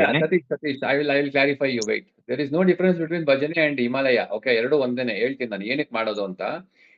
ಈಗ ಭಜನೆ ಮಾಡಿದ್ರು, ಮಿಡ್ ನೈಟ್ ಅಲ್ಲಿ ಭಜನೆ ಮಾಡ್ತಾ ಇದ್ರು ಅನ್ನೋದು ನಿಮಗೆ ಅರ್ಥ ಆಯ್ತು. ಈಗ next will go for Himalayan story. 1930 ಗುರುಜಿ ಹೇಳ್ತಾರೆ ಇಬ್ರು ಹಿಮಾಲಯಕ್ಕೆ ಹೋದ್ರು ಅಂತ. ಹಿಮಾಲಯಕ್ಕೆ ಹೋದಾಗ ಏನಾಗುತ್ತೆ, ಅವರಿಗೆ ಒಂದು ಬಂಕರ್ಸ್ ಅಲ್ಲಿ ಸಿಗಾಕೊಂಡ್ಬಿಡ್ತಾರೆ. ಅಂದ್ರೆ ಬಂಕರ್ಸ್ ಒಂದಿರುತ್ತೆ, but all not able to go up. ಯಾಕಂತಂದ್ರೆ ಹಿಮಪಾತ ತುಂಬಾ ಆಗ್ತಾ ಇರುತ್ತೆ. ಆ ಬಂಕರ್ ಅಲ್ಲಿ ಕುತ್ಕೋತಾರೆ ಇಬ್ರು ಸ್ನೇಹಿತರು. ಏನಾಗುತ್ತೆ ಅಂತ ಅಂದ್ರೆ, ಒಬ್ಬ ಸ್ನೇಹಿತ ಏನ್ ಮಾಡ್ತಾನೆ, 3 ದಿವಸ ತಂದಿರೋ ಊಟ ಎಲ್ಲ ತಿಂತಾನೆ. ಅವನಿಗೇನೋ ಒಂದು ಹೆಲ್ತ್ ಇಶ್ಯೂ ಆಗುತ್ತೆ, ಅವ್ನು ತೀರ್ಕೊಂಡ್ಬಿಡ್ತಾನೆ. ಬಟ್ ಇನ್ನೊಬ್ಬ ಏನ್ ಮಾಡ್ತಾನೆ, 1 ದಿವಸ ಇರ್ತಾನೆ, 2 ದಿವಸ ಇರ್ತಾನೆ ಹೆಣ್ಣು ಜೊತೆ. ಸೊ ಅವ್ನಿಗೆ ಇರಕ್ ಆಗಲ್ಲ. ಅದಕ್ಕೆ ಏನ್ ಮಾಡ್ತಾನೆ, ಅವ್ನೇನು ತುಂಬಾ ಕಾಡತ್ತೆ ಅಂತ ಏನ್ ಮಾಡ್ತಾನೆ, ಹೊರಗಡೆ ಹೇಳ್ಕೊಂಡ್ಬಂದು ಅದನ್ನ ಊದ್ಬಿಡ್ತಾನೆ. ಊದ್ಕೊಂಡು ಕಲ್ಲಿಟ್ಬಿಟ್ಟು ಒಳಗಡೆ ಮತ್ತೆ ಮಲ್ಕೋತಾನೆ. ಮಲ್ಕೊಂಡೆ ಬೆಳಗ್ಗೆ ಇದ್ದಾಗ ಏನಾಗುತ್ತೆ ಅಂತ ಅಂದ್ರೆ, ಮತ್ತೆ ಒಂದ್ ಸೀಟಲ್ಲಿ ಕುತ್ಕೊಂಡಿರ್ತಾನೆ. ಮತ್ತೆ ಏನ್ ಮಾಡ್ತಾನೆ, ಬೆಳಗ್ಗೆ ಮತ್ತೆ ಊಟ ಕೊಟ್ಟು ಬಂದು ಮತ್ತೆ ಕುತ್ಕೋತಾನೆ, ಮತ್ತೆ ಮಲ್ಕೋತಾನೆ. ಮತ್ತೆ ಬೆಳಗ್ಗೆ 2 ಮತ್ತೆ ಹಂಗೆ ಇರುತ್ತೆ. ಅವನೇನ್ ಮಾಡ್ತಾನೆ, ಓಹೋ ನನ್ನ ಸ್ನೇಹಿತನ ನಾನು ಬಿಟ್ಟಿರಕ್ ಆಗ್ತಾ ಇಲ್ಲ ಅನ್ಬಿಟ್ಟು ಏನ್ ಮಾಡ್ತಾನೆ, ಈ ವಿಲ್ ಶೂಟ್ ಹಿಮ್ಸೆಲ್ಫ್. ಒಂದು ಲೆಟರ್ ಬರ್ಬಿಟ್ಟು ಸತ್ತೋಗ್ತಾನೆ. ಇಲ್ಲಿ ತಿಳ್ಕೊಳ್ಳೋದು ಏನು ಅಂತ ಅಂದ್ರೆ, ಯಾವ್ದು ಸಬ್ ಕಾನ್ಶಿಯಸ್ ಮೈಂಡ್ಗೆ ಡೀಪ್ ಆಗಿ ಇಳಿದಿರುತ್ತಲ್ವಾ, ಅದನ್ನೇ ಗುರುಜಿ ಹೇಳುದು. You should actually say yourself that I am Brahma, ನಾನು ಬ್ರಹ್ಮನು, ನಾನು ನಿರಾಕಾರ ನಿರ್ವಿಕಲ್ಪನು ಅನ್ನೋ ಒಂದು ಗಾಢವಾದಂತ ಒಂದು ಆ ಒಂದು ಸಂಕಲ್ಪ ನಮ್ಮ ಮನಸ್ಸಲ್ಲಿ ಸಬ್ ಕಾನ್ಶಿಯಸ್ ಮೈಂಡ್ ಇಂದ ಅನ್ಕಾನ್ಶಿಯಸ್ ಮೈಂಡ್ ಇಳಿದಾಗ ಏನಾಗುತ್ತೆ ಅಂತ ಅಂದ್ರೆ, ವಿತೌಟ್ ಯುವರ್ ನಾಲೆಜ್ ಆ ಮಗು 1 ಗಂಟೆ ರಾತ್ರಿಗೆ ತನ್ನಗೆ ಪ್ರಜ್ಞೆ ಇಲ್ದೇನೇನೆ ಭಜನೆ ಮಾಡ್ತಾ ಇತ್ತು. ಯಾವಾಗ ಈ ಒಬ್ಬ ಎರಡನೇವನು ಇದಕ್ಕೆ ಹೋಗಿದ್ನಲ್ಲ ಹಿಮಾಲಯಗೆ, ಅವನು ವಿತೌಟ್ ಇಸ್ ನಾಲೆಜ್ ಅವನೇ ಹೋಗಿ ಆ ದೇಹನ ಎತ್ಕೊಂಡ್ಬಂದು ಕೂರ್ಸ್ಬಿಟ್ಟು ಮತ್ತೆ ಮಲ್ಕೊಂಡ್ಬಿಡೋನು. ಅಂದ್ರೆ ಅವನಿಗೆ ಅನ್ಕಾನ್ಶಿಯಸ್ ಮೈಂಡ್ ಅಲ್ಲಿ ಅದಿದೆ, ಬೇರೂರು ಬಿಟ್ಟಿದೆ. ಏನೋ ನನ್ನ ಸ್ನೇಹಿತ ಬಿಟ್ಟು ನಾನು ಇಡಕ್ ಆಗಲ್ಲ ಅಂತ ಅವನೇ ಹೋಗಿ ತಗೊಂಬಂದು ಕೂರಿಸ್ತಾ ಇರ್ತಾನೆ. ಬಟ್ ಬೆಳಗ್ಗೆ ಎದ್ದಾಗ ಅವನಿಗೆ ಅರಿವಿರಲ್ಲ. ಇದು ಈ ಪ್ರಾಕ್ಟೀಸ್ ಮಾಡೋದ್ರಿಂದ ಏನಾಗುತ್ತೆ ಅಂತಂದ್ರೆ ನಮಗೆ ಆ ಒಂದು ಬ್ರಹ್ಮ ಜ್ಞಾನ ಅನ್ನೋದು ಬಹಳ ಡೀಪ್ ರೂಟೆಡ್ ಆಗಿ ಹೋಗುತ್ತೆ. ಇದು ಹೋಗ್ತಾ ಹೋಗ್ತಾ ಏನಾಗುತ್ತೆ, ಚಿತ್ತಶುದ್ಧಿ ಆಗುತ್ತೆ, ಮತ್ತೆ ಹಳೇದು ವಾಸನೆಗಳೆಲ್ಲ ಕ್ಷಯ ಆಗಿ ನಾನು ಬ್ರಹ್ಮನೇ ಅನ್ನೋ ಒಂದು ದೃಢವಾಗಿ ನಿಲ್ತೀವಿ. ಇದಕ್ಕೆ ಗುರುಜಿ ಹೇಳೋದು ಇದೆರಡು ಎಕ್ಸಾಂಪಲ್. ಅರ್ಥ ಆಯ್ತಾ? Satish ji, I want to talk. Mute ಆಗಿದೆ ಸತೀಶ್ ಜಿ. ಇವಾಗ್ಲೂ ತುಂಬಾ ಜನದ ಕೇಳ್ತೀವಿ ಸ್ಲೀಪ್ ವಾಕಿಂಗ್ ಸೀನ್ ಅಂತ. ರಾತ್ರಿ ಎಲ್ಲ ಓಡಾಡ್ತಾರೆ, ಬಾಗಲ್ ತೆಕ್ಕೊಂಡು ಹೋಗ್ತಾರೆ, ಮಾತಾಡ್ತಾರೆ, ಬರ್ತಾರೆ, ತಿರ್ಗಿ ಮಲ್ಕೊಂಡ್ಬಿಡ್ತಾರೆ, ಕೊಲೆನೂ ಮಾಡ್ ಬಂದ್ಬಿಡ್ತಾರೆ ಕೆಲವು ಸರಿ. ಅದು ಸ್ಲೀಪ್ ವಾಕಿಂಗ್ ಸೀನ್ ಅಂತಾರಲ್ಲ, ಅದು ಅವನ್ಗೆ ಕಾಣ್ಸುತ್ತೆ, ಕೂತಿರೋದ್ ಕಾಣ್ಸುತ್ತೆ ನೈಟ್, ಅವನು ಅದಕ್ಕೆ ಶೂಟ್ ಮಾಡ್ಕೊಂತಾನೆ.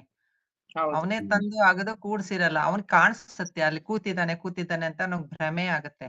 ಭ್ರಮೆಯಿಂದ ಅವನ್ ಶೂಟ್ ಮಾಡ್ಕೊಂತಾನೆ. ಇಲ್ಲ, ಅವನೇ ಮಾಡ್ತಾನೆ ಅಂತ ಗುರುಜಿ ಹೇಳಿರೋದು ಇದರಲ್ಲಿ. ಗುರುಜಿ ಹೇಳಿದ ಹಾಗೆ ಆಶಾಜಿ, ಅವನೇ ಬಂದು ಮಧ್ಯರಾತ್ರಿ ಎತ್ಕೊಂಡ್ ಬಂದು ಪೂಜೆ ಮಾಡೋದಂತ ಹೇಳಿರೋದು ಗುರುಜಿ ಹಾಗೆ ಹೇಳಿರೋದು. ಸಾರಾಂಶ ಏನು ಅಂತಂದ್ರೆ ಆ ಡೀಪ್ ರೂಟೆಡ್ ಅದು ಸಬ್ಕಾನ್ಶಿಯಸ್ ಅನ್ಕಾನ್ಶಿಯಸ್ ಮೈಂಡ್ ಇಳಿಬೇಕದು. ಆ ಜ್ಞಾನ ಅನ್ನೋದು ಇಳಿಬೇಕನ್ನೋದು ಗುರುಜಿ ಎಕ್ಸಾಂಪಲ್ ಕೊಟ್ಟಿರೋದು. ಅದ್ರಲ್ಲಿ ಆ ಕಥೆಯಲ್ಲಿ ಮಾರಲ್ ಏನಂದ್ರೆ ಈಗ ಸಂತೋಷ್ ಜಿ ಹೇಳಿದ್ರಲ್ಲ ಅಷ್ಟೇ, ಅದ್ರಲ್ಲಿ ಏನಿಲ್ಲ. ಸತೀಶ್ ಜಿ ಅರ್ಥ ಆಯ್ತಾ? ಸತೀಶ್ ಜಿ ಅರ್ಥ ಆಯ್ತು ಸಂತೋಷ್ ಜಿ. ಬಟ್ ಆ ಭಜನೆಗೆ ಗುರುಜಿ ಏನ್ ಹೇಳ್ತಾರೆ, ಕ್ವೆಶ್ಚನ್ ಏನಿತ್ತು ಅನ್ನೋದು ಇನ್ನೊಂದ್ಸತಿ ಕೇಳಿ. ಭಜನೆ ಆಯ್ತು, ಭಜನೆ ಬಗ್ಗೆ ಹೇಳಪ್ಪ. ಏನಪ್ಪ ನಿನ್ ಕ್ವಶನ್ ಹೇಳಪ್ಪ ಭಜನೆ ಬಗ್ಗೆ. ಅದೇ ಬಟ್ ಗುರುಜಿ ಹೇಳೋದು she is not, I am confuse, ಜೀವನ್ ಮುಕ್ತ ಅಲ್ಲ ಅಂತಿದಾರ ಅಥವಾ ಜ್ಞಾನಿ ಅಲ್ಲ ಅಂತಿದಾರ? Holding on to something.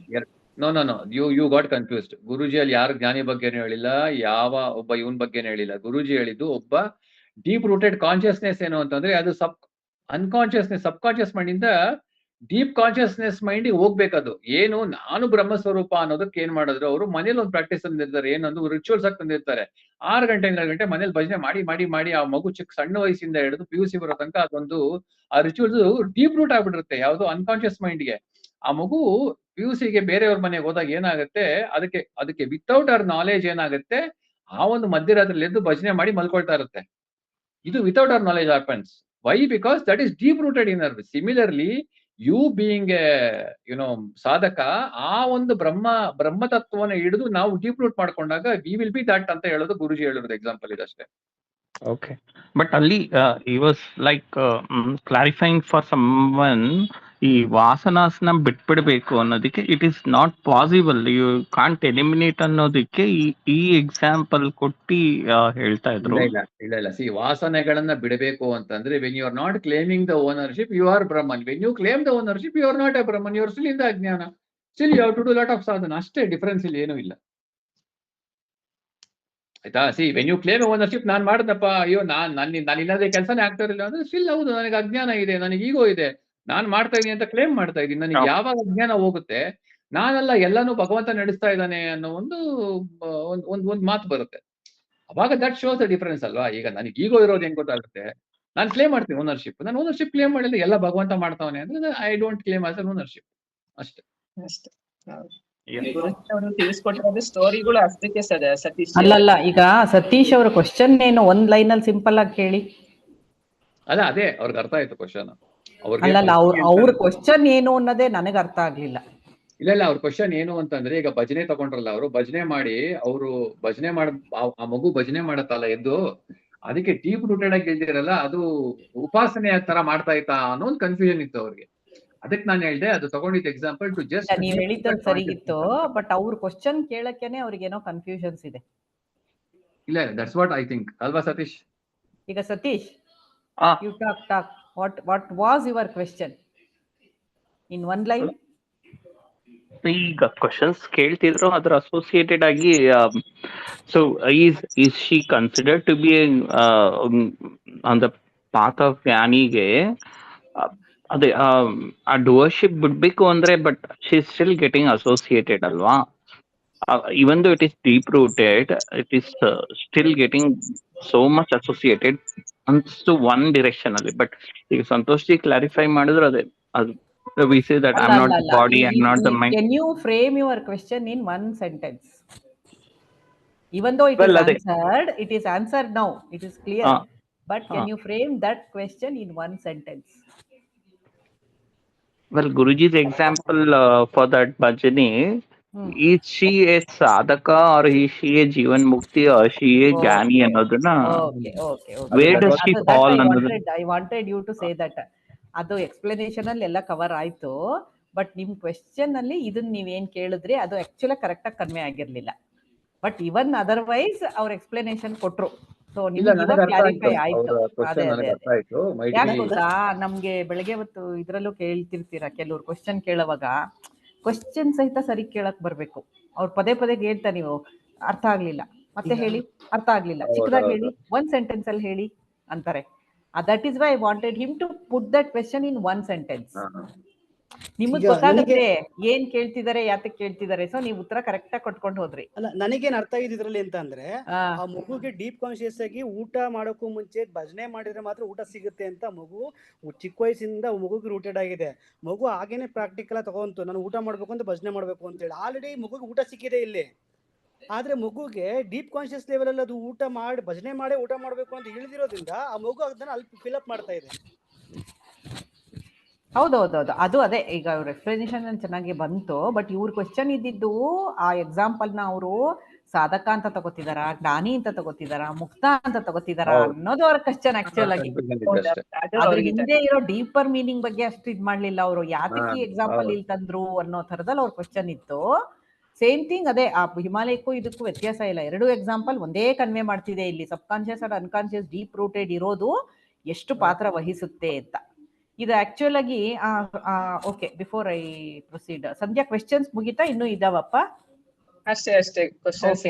ಇದ್ರ ಬಗ್ಗೆ ನೋಡಿ, ಒಂದು ಸಿನಿಮಾ ಬಂದಿತ್ತು ಕಾರ್ತಿಕ್ ಕಾಲಿಂಗ್ ಕಾರ್ತಿಕ್ ಅಂತ, ಯಾರಾದ್ರೂ ನೋಡಿದೀರಾ? ನೋಡಿದ್ದೀನಿ. ಆಕ್ಚುಲ್ ಆಗಿ ನನಗೆ ಆ ಟೈಮಲ್ಲಿ, ಆ ಸಿನಿಮಾ ನೋಡೋ ಟೈಮಲ್ಲಿ ಅದ್ರ ಬಗ್ಗೆ ಹೆಚ್ಚು ಗೊತ್ತಿರ್ಲಿಲ್ಲ. ಸ್ಕಿಜೋಫ್ರೇನಿಯಾ ಬಗ್ಗೆ ಆ ಫಿಲಂ ಮಾಡಿದ್ದಾರೆ. ಅದು ತುಂಬಾ ಅರ್ಥನೂ ಆಗಿರ್ಲಿಲ್ಲ. ಬಟ್ ಅದು ಅರ್ಥ ಆದ್ಮೇಲೆ ಪುನಃ ನೋಡಿದೆ ನಾನು.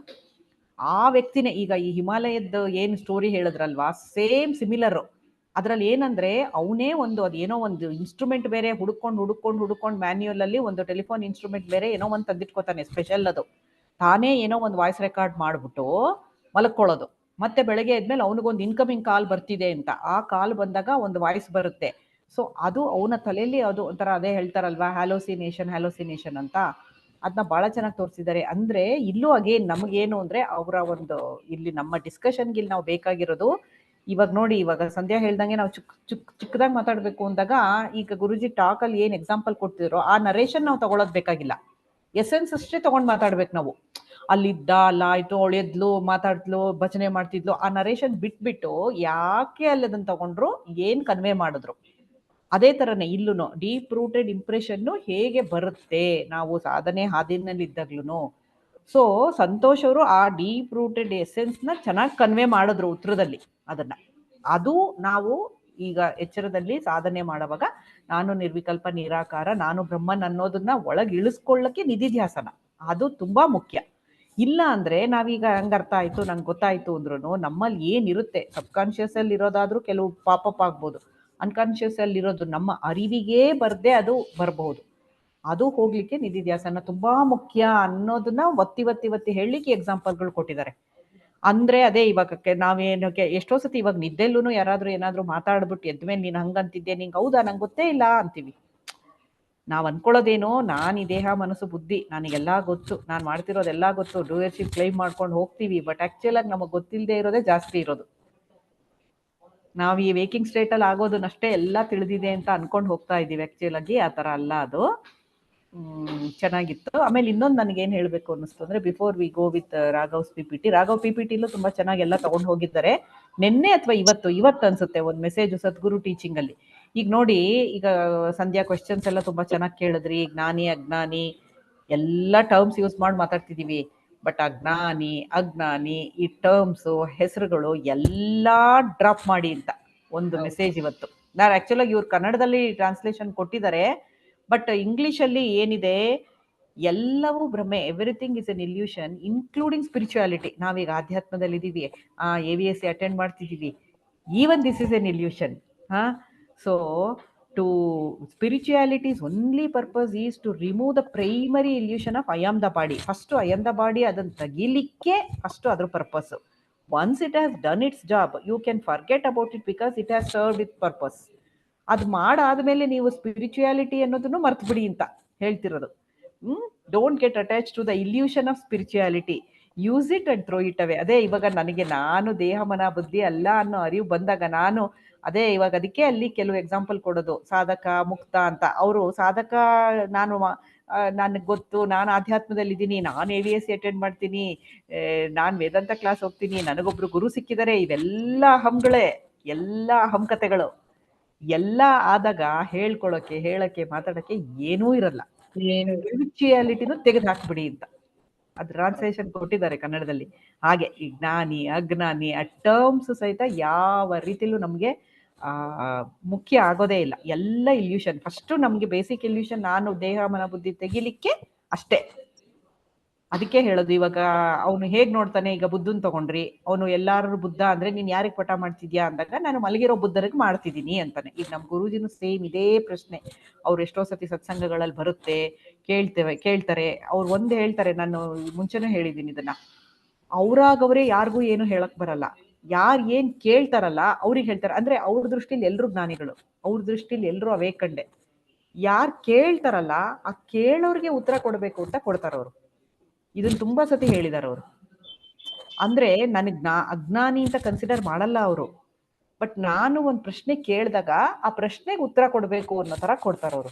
That is how they look at people and the world. ಅವ್ರಿಗೆ ಹೇಗ್ ಕಾಣುತ್ತೆ ಪ್ರಪಂಚ ಅನ್ನೋವಾಗ್ಲೂ ಅವ್ರಿಗೆಲ್ಲವೂ ಬ್ರಹ್ಮನಾಗೆ ಕಾಣೋದು. ಅಂದ್ರೆ ನೇಮ್ ಅಂಡ್ ಫಾರ್ಮ್ ಕಾಣ್ತಾ ಇದ್ರು ಅದ್ರ ಹಿಂದೆ ಇರೋದು ಬ್ರಹ್ಮ ಅನ್ನೋ ಒಂದು ನಿಚ್ಚಳವಾದ ಒಂದು ಇದು ಇರುತ್ತೆ ಅಂತ ಆತರ. ಯಾಕೆಂದ್ರೆ ಈ ಎಕ್ಸಾಂಪಲ್ ಸತೀಶ್ ಕ್ಲಿಯರ್ ಆಯ್ತು ಅನ್ಕೋತೀನಿ. ಅದ್ ಯಾತಕ್ಕಲ್ಲಿ ಕೊಟ್ರು ಆ ನರೇಶನ್ ಮುಖ್ಯ ಅಲ್ಲ. ಅವನು ಕೂಡಿಸ್ದ, ಹೆಣ ಹೂತ್ ತಂದ, ಕೂಡಿಸ್ದ, ಶೂಟ್ ಮಾಡ್ದ, ಅದೆಲ್ಲ ಮುಖ್ಯ ಅಲ್ಲ ನಮ್ಗೆ. ಆ ಇಂಪ್ರೆಷನ್ ಹೇಗೆ ಕಾಡುತ್ತೆ ಅನ್ನೋದನ್ನ ತಗೋಬೇಕು ನಾವಿಲ್ಲಿ. ಹೌದು. ಈಗ ಸತ್ಯಜಿ ನೀವ್ ಹೇಳಿದಂಗೆ ಗುರುಜಿ ಅವರು ಈ ತರ ಅಂತ ಹೌದು. ಯಾಕೆಂದ್ರೆ ಈ ಆತ್ಮದಲ್ಲಿ ಜ್ಞಾನ ಅಜ್ಞಾನನೂ ಇಲ್ಲ, ಏನು ಇಲ್ಲ. ಈಗ ಗುರುಜಿ ಅವ್ರು ಹೇಳಿದ್ರು ಎಲ್ಲರೂ ಅದೇ ತರ ಅಲ್ಲಿ ಏನ್ ಜ್ಞಾನನೇ ಇಲ್ಲ, ಆತ್ಮದಲ್ಲಿ ಜ್ಞಾನನೂ ಇಲ್ಲ ಅಜ್ಞಾನ ಇಲ್ಲ, ಸತ್ಯ ಮಿತಿ ಏನೂ ಇಲ್ಲ. ಸುಮ್ಮನೆ ನಮಗ ಒಂದ್ ತಿಳುವಳಿಕೆಗೋಸ್ಕರ ಇದೆಲ್ಲ ಒಂದು ಸ್ಟೆಪ್ ಬೈ ಸ್ಟೆಪ್. ಆಮೇಲೆ ಹೋದ್ರೆ ಅದ್ರಲ್ಲಿ ಏನೇ ಇಲ್ಲ, ಹೇಳ್ತೀವಲ್ಲ ಏನಿಲ್ಲ. ಅದ್ ಹೇಳ್ತಾರಲ್ಲ ಒಂದು ಕತೆ ಸ್ಟೋರಿಯಲ್ಲಿ ಹೇಳಕ್ಕೆ ಇವಾಗ ಟೈಮ್ ಆಗುತ್ತೆ, ಇನ್ನೊಂದ್ಸಲ ಹೇಳ್ತೀನಿ. ಅದ್ ನಮ್ಗೆ ಅದ್ ಎಷ್ಟು ನಮ್ಗೆ ಉಪಯೋಗ ಆಗೋ ತನಕ ಅಷ್ಟೇ, ಮತ್ತೆ ಅದನ್ನ ಸೈಡ್ಗೆ ಹಾಕ್ಬಿಡ್ತೀವಿ. ಹಾಗೆ ನಮ್ಗೆ ಇದೆಲ್ಲ ಬೇಕು, ಅದಕ್ಕೋಸ್ಕರ ತಿಳ್ಕೊಳಕ್ ಇವೆಲ್ಲ ಸ್ಟೆಪ್ ಬೈ ಸ್ಟೆಪ್ ಹೋಗ್ತಾ ಇದೆ. ಆಮೇಲೆ ಏನು ಇಲ್ವೇ ಇಲ್ಲ, ಯಾವ್ದು ಇಲ್ಲ ಅಂತ ಅಂದ್ಬಿಟ್ಟು. ಹೌದು ಸತ್ಯ. ಸರಿ, ಇವಾಗ ಆಯ್ತು. ರಾಘವ್ PPT ಹಾಕ್ಸೋದಾ? ಸತೀಶ್ ಏನಾದ್ರು ಹೇಳ್ತಿದ್ರಾ? ಇಲ್ಲ ಗೊತ್ತಾಯ್ತು.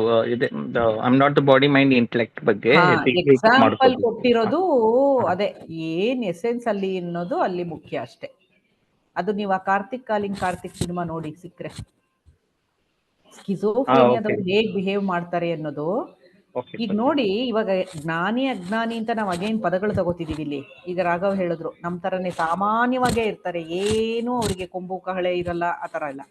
ಅದೇ ತರನೇ ಇವಾಗ ಸ್ಕಿಜೋಫ್ರೇನಿಯಾ ಅನ್ನೋದು ಒಂದು ಮೆಂಟಲ್ ಡಿಸಾರ್ಡರ್. ಅವರು IT ಕಂಪನಿಗಳಲ್ಲಿ ಕೆಲ್ಸಕ್ಕೆ ಹೋಗ್ತಾರೆ, ಕೆಲಸ ಮಾಡ್ತಿರ್ತಾರೆ, ಮದ್ವೆ ಆಗಿರ್ತಾರೆ, ಸಾಮಾನ್ಯ ತರ ಇರ್ತಾರೆ. ಅವ್ರನ್ನ ಸಹಿತ ಇವ್ರಿಗೆ ಸ್ಕಿಜೋಫ್ರೇನಿಯಾ ಇದೆ ಅಂತ ಗುರ್ಸಕ್ಕಾಗಲ್ಲ. ಆ ರೀತಿ ಇರುತ್ತೆ ಬಿಹೇವಿಯರ್. ಆಕ್ಚುಯಲ್ ಮೆಂಟಲಿ ಡಿಸ್ಟರ್ಬ್ಡ್ ಆಗಿದ್ದು ಅವರಿಗೆ ಸ್ವಲ್ಪ ಮಟ್ಟಿಗೆ ಅರಿವನ್ನ ಅವ್ರು ಒಂಚೂರು if they can catch hold of little bit, ಅದನ್ನ ಉಪಯೋಗಿಸ್ಕೊಂಡು ಆ ಟೂಲ್ನ ಇಂಟೆಲೆಕ್ಟ್ನ ಅವ್ರು ತಗೊಂಡ್ರೆ they are very close to spirituality. ಅದಕ್ಕೆ ಅಲ್ವಾ ಸ್ಪಿರಿಚುಯಾಲಿಟಿಗೆ ಬಂದವ್ರನ್ನ ಕೆಲಸತಿ ಹುಚ್ಚಿಡಿದಿದೆ ಅಂತ ಇವಾಗ ರಾಮಕೃಷ್ಣ ಪರಮಹಂಸರ್ನೇ ಹುಚ್ಚು ಹುಚ್ಚು ಹುಚ್ಚು ಅಂತ ಹೇಳ್ತಿದ್ರು. ಆ behaviour somewhat similar to mental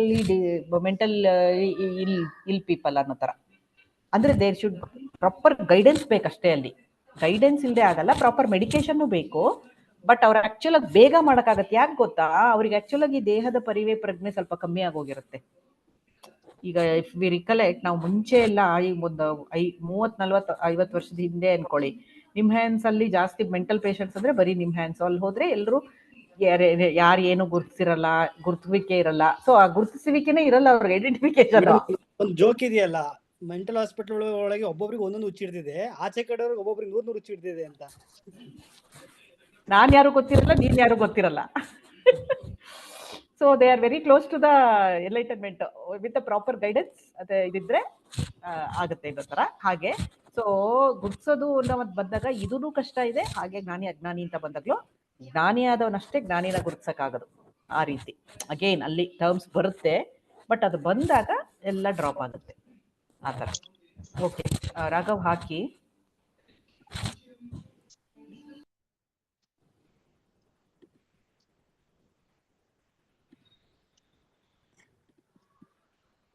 screen ಕಾಣಿಸ್ತಿದೆ ಮ್ಯಾಮ್?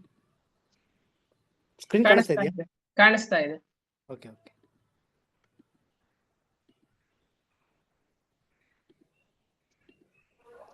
ನೀವು ಈ ಸತಿ ಗ್ರಾಫಿಯಿಂದಾನೇ ತೋರಿಸ್ತಾ ಇದ್ದೀರಾ? ಹಾ ಹೌದು ಹೌದು.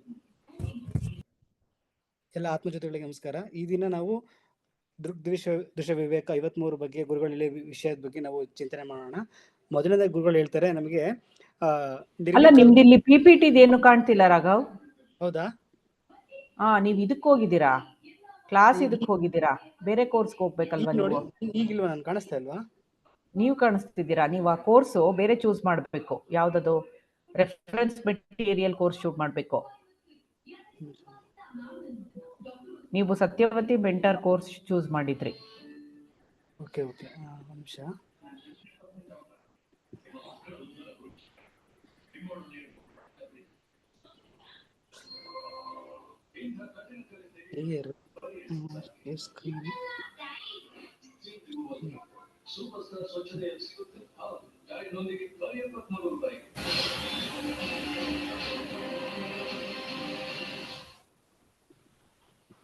ಸ್ಕ್ರೀನ್ ಕಾಣಿಸ್ತಾ ಇಲ್ವಾ ನಮಗೆ ಇವಾಗ? ಇಲ್ಲ, ಈಗ ಏನು ಶೇರ್ ಮಾಡೇ ಇಲ್ಲ ನೀವು. ಶೇರ್ ಮಾಡಿಲ್ಲ ನೀವು ಇನ್ನು. ಏನು ಕಾಣಿಸ್ತಿಲ್ಲ ರಾಘವ್ಜಿ. ಓ ಸಾರಿ ಸಾರಿ, ಒಂದು ನಿಮಿಷ. ಶೇರ್ ಮಾಡಿಲ್ಲ ನೋಡಿ. ಲ್ಯಾಪ್ಟಾಪ್ ಅಲ್ಲಿ ಇದ್ದೀರಾ? ಹೌದು, ಲ್ಯಾಪ್ಟಾಪ್ ಅಲ್ಲಿ ಇದ್ದೀನಿ. ಒಂದೇ ನಿಮಿಷ ಮೊಬೈಲಿಗೆ ಬಂದ್ಬಿಡ್ತೀನಿ ನಾನು. ಇಲ್ಲ, ನೀವು ಆ PPT ಡೈರೆಕ್ಟ್ ಆಗಿ ಮಾಡಿ ಬೇಕಾರೆ. ಒಂದೇ ನಿಮಿಷ.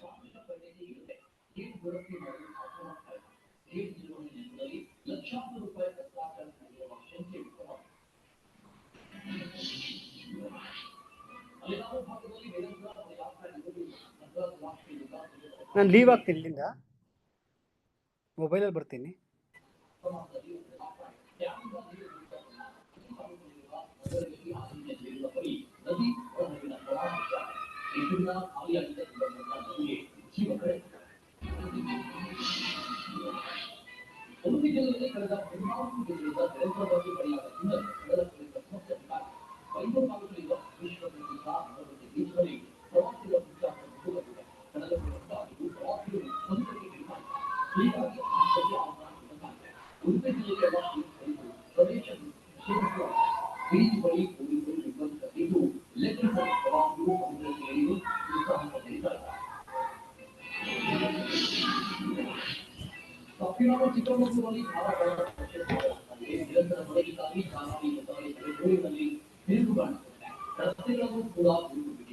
ಇದ್ರಲ್ಲಿ ಶೇರ್ ಸ್ಕ್ರೀನ್ ಬರ್ತಾ ಇಲ್ಲ ನನಗೆ. ಇದು ಮಾಡ್ತೀರಾ, ನನ್ನ ಕೋರ್ಸ್ ಮಾಡ್ತೀರಾ? ಈ ಇದಕ್ಕೆ ಮಾಡ್ಬೇಕು ಅನ್ಸುತ್ತಲ್ವಾ? ಹೌದು.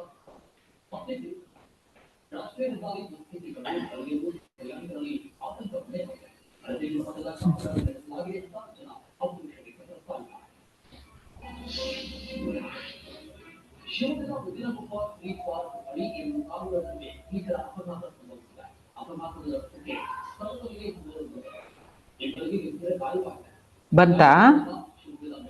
ಇಲ್ಲ,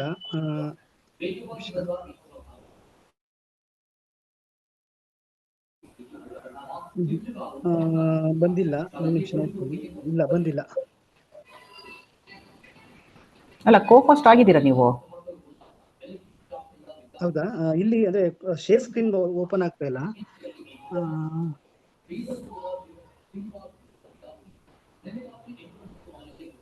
ಒಂದು ನಿಮಿಷ.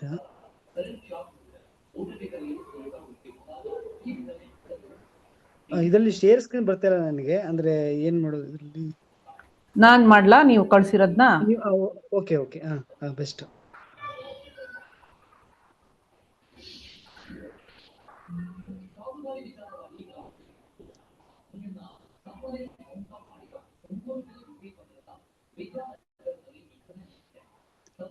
ಕಾಣುತ್ತಾ ಕಾಣುತ್ತಾ ರಾಘವ್? ಕಾಣಿಸ್ತಾ ಇದೆ ಸರಿ, ಕಾಣಿಸ್ತಾ ಇದೆ. ಓಕೆ, ನಾ ಸ್ಲೈಡ್ ಮಾಡ್ತೀನಿ.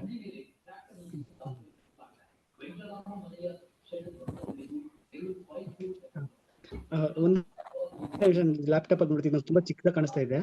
ಹೌದಾ? ಒಂದು ಸೆಕೆಂಡ್. ಸತ್ಯಜಿ, ನಾನು ಲಾಗೌಟ್ ಆಗ್ತೇನೆ. ಓಕೆಪ್ಪ, okay, Hari Om. Thank you Hari Om. ಎಲ್ಲರೂ ಕೊಡಿ.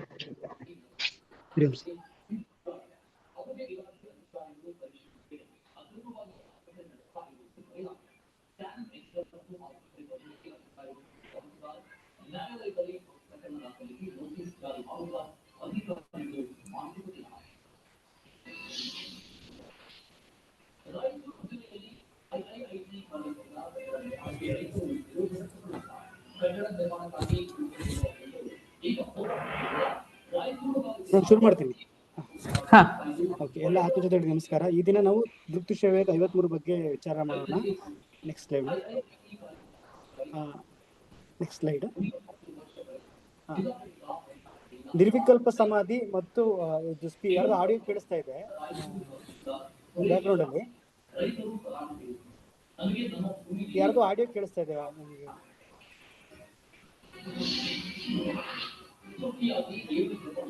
ನನಗೆ ಬೇರೆಯವ್ರದ್ದು ಯಾರು ಆಡಿಯೋ ಕೇಳಿಸ್ತಾ ಇದೆ? ಸಂತೋಷ್, ನಂದು ಮ್ಯೂಟ್ ಮಾಡ್ಕೋತೀನಿ. ಸಂತೋಷ್ ಸರ್ ಅನ್ಸುತ್ತೆ.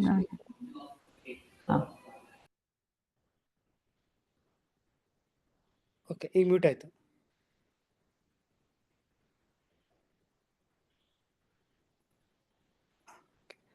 ಕೇಳಿಸಿದೆ ಅಲ್ವಾ? ಹಾ, ಇಲ್ಲಿ ಮೊದಲಿನ ಗುರುಗಳು ಹೇಳ್ತಾರೆ ನಿರ್ವಿಕಲ್ಪ ಸಮಾಧಿ ಮತ್ತು ಗಾಢ ನಿದ್ದೆಯು ಒಂದೇ ರೀತಿ ಇರುತ್ತದೆ, ಕಾಣಿಸುತ್ತದೆ, ಆದರೆ ಎರಡು ಒಂದೇ ರೀತಿ ಅಲ್ಲ ಅಂತ. ಅಂದ್ರೆ ನಿರ್ವಿಕಲ್ಪ ಸಮಾಧಿಯಲ್ಲೂ ಕೂಡ ಒಂದು ನಾವು ಮುಂಚೆ ಡಿಸ್ಕಸ್ ಮಾಡಿದಾಗೆ ಅವನ ಈಗೋ ಅನ್ನೋದು ಒಂದು ಸೂಕ್ಷ್ಮವಾಗಿ ಹೋಗಿರುತ್ತೆ. ಅಲ್ಲಿ ಒಂದು ಗಾಢ ನಿದ್ರೆಯಲ್ಲಿ ನಾನು ದೇಹ ಮನಸ್ಸು ಬುದ್ಧಿ ಅಂತ ಹೋಗಿರುತ್ತೆ. ಸೊ ಅದು ಎಚ್ಚರವಾದಾಗ ನಿರ್ವಿಕಲ್ಪ ಸಮಾಧಿಯಿಂದ ಆಚೆ ಬಂದಾಗ ಅದು ದೇಹ ಮನಸ್ಸು ಬುದ್ಧಿಯಿಂದನೇ ಆಚೆ ಬರುತ್ತೆ. ಆದರೆ ನಿರ್ವಿಕಲ್ಪ ಸಮಾಧಿಯಲ್ಲಿ ನಾನು ಬ್ರಹ್ಮನ್ ಅಂತ ನಾವೊಂದು ಈಗೋಗಿ ಹೇಳಿರ್ತೀವಿ, ನಾನು ಬ್ರಹ್ಮನ್ ಅನ್ನೋ ಒಂದು ವಿಷಯನ ನಿರ್ವಿಕಲ್ಪ ಸಮಾಧಿಯಲ್ಲಿ ನಾವು ಹೋಗೋದ್ರಿಂದ ಬೆಳಗ್ಗೆ ನಾವು ನಾನು ಬ್ರಹ್ಮನ ತಾಟಿಂದ ನಾವು ಹೇಳ್ತೀವಿ. ಅಂದ್ರೆ ಫಸ್ಟ್ ಥಾಟ್ ನಾವು ಬೆಳಗ್ಗೆ ಎದ್ದ ತಕ್ಷಣ ನಮಗೆ ಬರೋ ಮೊದಲನೇ ಥಾಟು ನಾವೇನು ಕೊನೆ ಥಾಟ್ ಯೋಚನೆ ಮಾಡಿರ್ತೀವಿ. ಅಂದ್ರೆ ಕೃಷ್ಣ ಪರಮಾತ್ಮ ಹೇಳ್ತಾರಲ್ಲ, ಮನುಷ್ಯ ಯಾವ ಕೊನೆ ಸಮಯದಲ್ಲಿ ಯಾವ ಒಂದು ಥಾಟಲ್ಲಿ ಅವನು ಮರಣ ಹೊಂತಾನೆ ಆ ಥಾಟ್ ಜೊತೆ ಅವನು ಜೀವನ ಮತ್ತೆ ಪಡಿತಾನೆ ಅಂತೇಳಿ, ಅದೇ ರೀತಿ ಪ್ರತಿದಿನನೂ ಕೂಡ ಯಾವ ಥಾಟ್ ಜೊತೆ ಮಲಗ್ತೀವಿ ಅದೇ ಥಾಟ್ ಜೊತೆ ನಮ್ಮ ಜೀವನ ಶುರು ಆಗುತ್ತೆ ಅಂತ ಇಲ್ಲಿ ಗುರು ಅರ್ಥ ಮಾಡಿಸ್ತಾರೆ ನಮಗೆ. ಹಾಗಾಗಿ ಜಾಗೃತಾವಸ್ಥೆಯಲ್ಲಿ ಪಡೆದುಕೊಂಡ ಏನ್ ಜ್ಞಾನ ಇದೆ, ನಮ್ಗೆ ಎಚ್ಚರಾವಸ್ಥೆಯಲ್ಲಿ ನಾವೆಲ್ಲ ಏನು ಸತ್ಸಂಗ ಮಾಡ್ಕೊಂಡು ಏನ್ ಪಡಿತಾ ಇದೀವಿ ಅದನ್ನ ಸವಿಕಲ್ಪ ಸಮಾಧಿ ಮುಖಾಂತರ ನಿರ್ವಿಕಲ್ಪ ಸಮಾಧಿಗೆ ಇಳಿಸ್ಬೇಕಾಗತ್ತೆ. ಆಗೇನಾಗುತ್ತೆ, ನಮಗೆ ಸ್ಥೂಲವಾದ ವಿಚಾರ ಏನಿದೆ, ನಾನು ದೇಹ ಮನಸ್ಸು ಬುದ್ಧಿ ಅನ್ನೋದು ಸ್ಥೂಲವಾದ ಒಂದು ವಿಚಾರ. ಅದನ್ನ ಸೂಕ್ಷ್ಮವಾಗಿ ಒಳಗಿಳಿಸಿದಾಗ ನಮಗೆ ಗಾಢವಾಗಿ ಉಳ್ಕೊಳ್ಳುತ್ತೆ. ಅಂದ್ರೆ ಎಕ್ಸಾಂಪಲ್, ಒಂದು ಬ್ಯಾಂಕ್, ನಾವೊಂದು ಹಣ ಸಂಪಾದನೆ ಮಾಡಿ ಒಂದು ಬ್ಯಾಂಕಲ್ಲಿ ಡೆಪಾಸಿಟ್ ಮಾಡ್ತೀವಿ, ಒಂದು ಪ್ರಾಪರ್ಟಿಗೆ ಡೆಪಾಸಿಟ್ ಮಾಡ್ತೀವಿ, ಒಂದು ಚಿನ್ನ ಒಡವೆಗೆ ಡೆಪಾಸಿಟ್ ಮಾಡ್ತೀವಿ. ಯಾಕಂದ್ರೆ ಅಲ್ಲಿ ಸೇಫ್ ಅಂತ ಇರುತ್ತೆ, ಅಲ್ಲಿ ನಮ್ಗೇನು ಸಮಸ್ಯೆ ಆಗೋದಿಲ್ಲ, ಅಲ್ಲಿ ನಮಗೆ ವಾಪಸ್ ರಿಟರ್ನ್ ಏನೋ ಗ್ಯಾರಂಟಿ ಇರುತ್ತೆ. ಅದೇ ರೀತಿ ನಾವು ಏನೇನ ಜಾಗೃತ ಅವಸ್ಥೆಯಲ್ಲಿ ಏನೇನೆಲ್ಲ ನಾವು ಮಾಡ್ತೀವಿ ಅದನ್ನ ಸೇಫ್ ಅಕೌಂಟ್ ಒಳಗೆ ಇಳಿಸ್ತಾ ಇರಬೇಕು. ಅಲ್ಲಿ ಯಾರು ಏನು ಗೊದಕ್ಕಾಗೋದಿಲ್ಲ, ಅಲ್ಲಿ ಡಿಸ್ಟರ್ಬ್ ಮಾಡೋಕ್ಕಾಗೋದಿಲ್ಲ.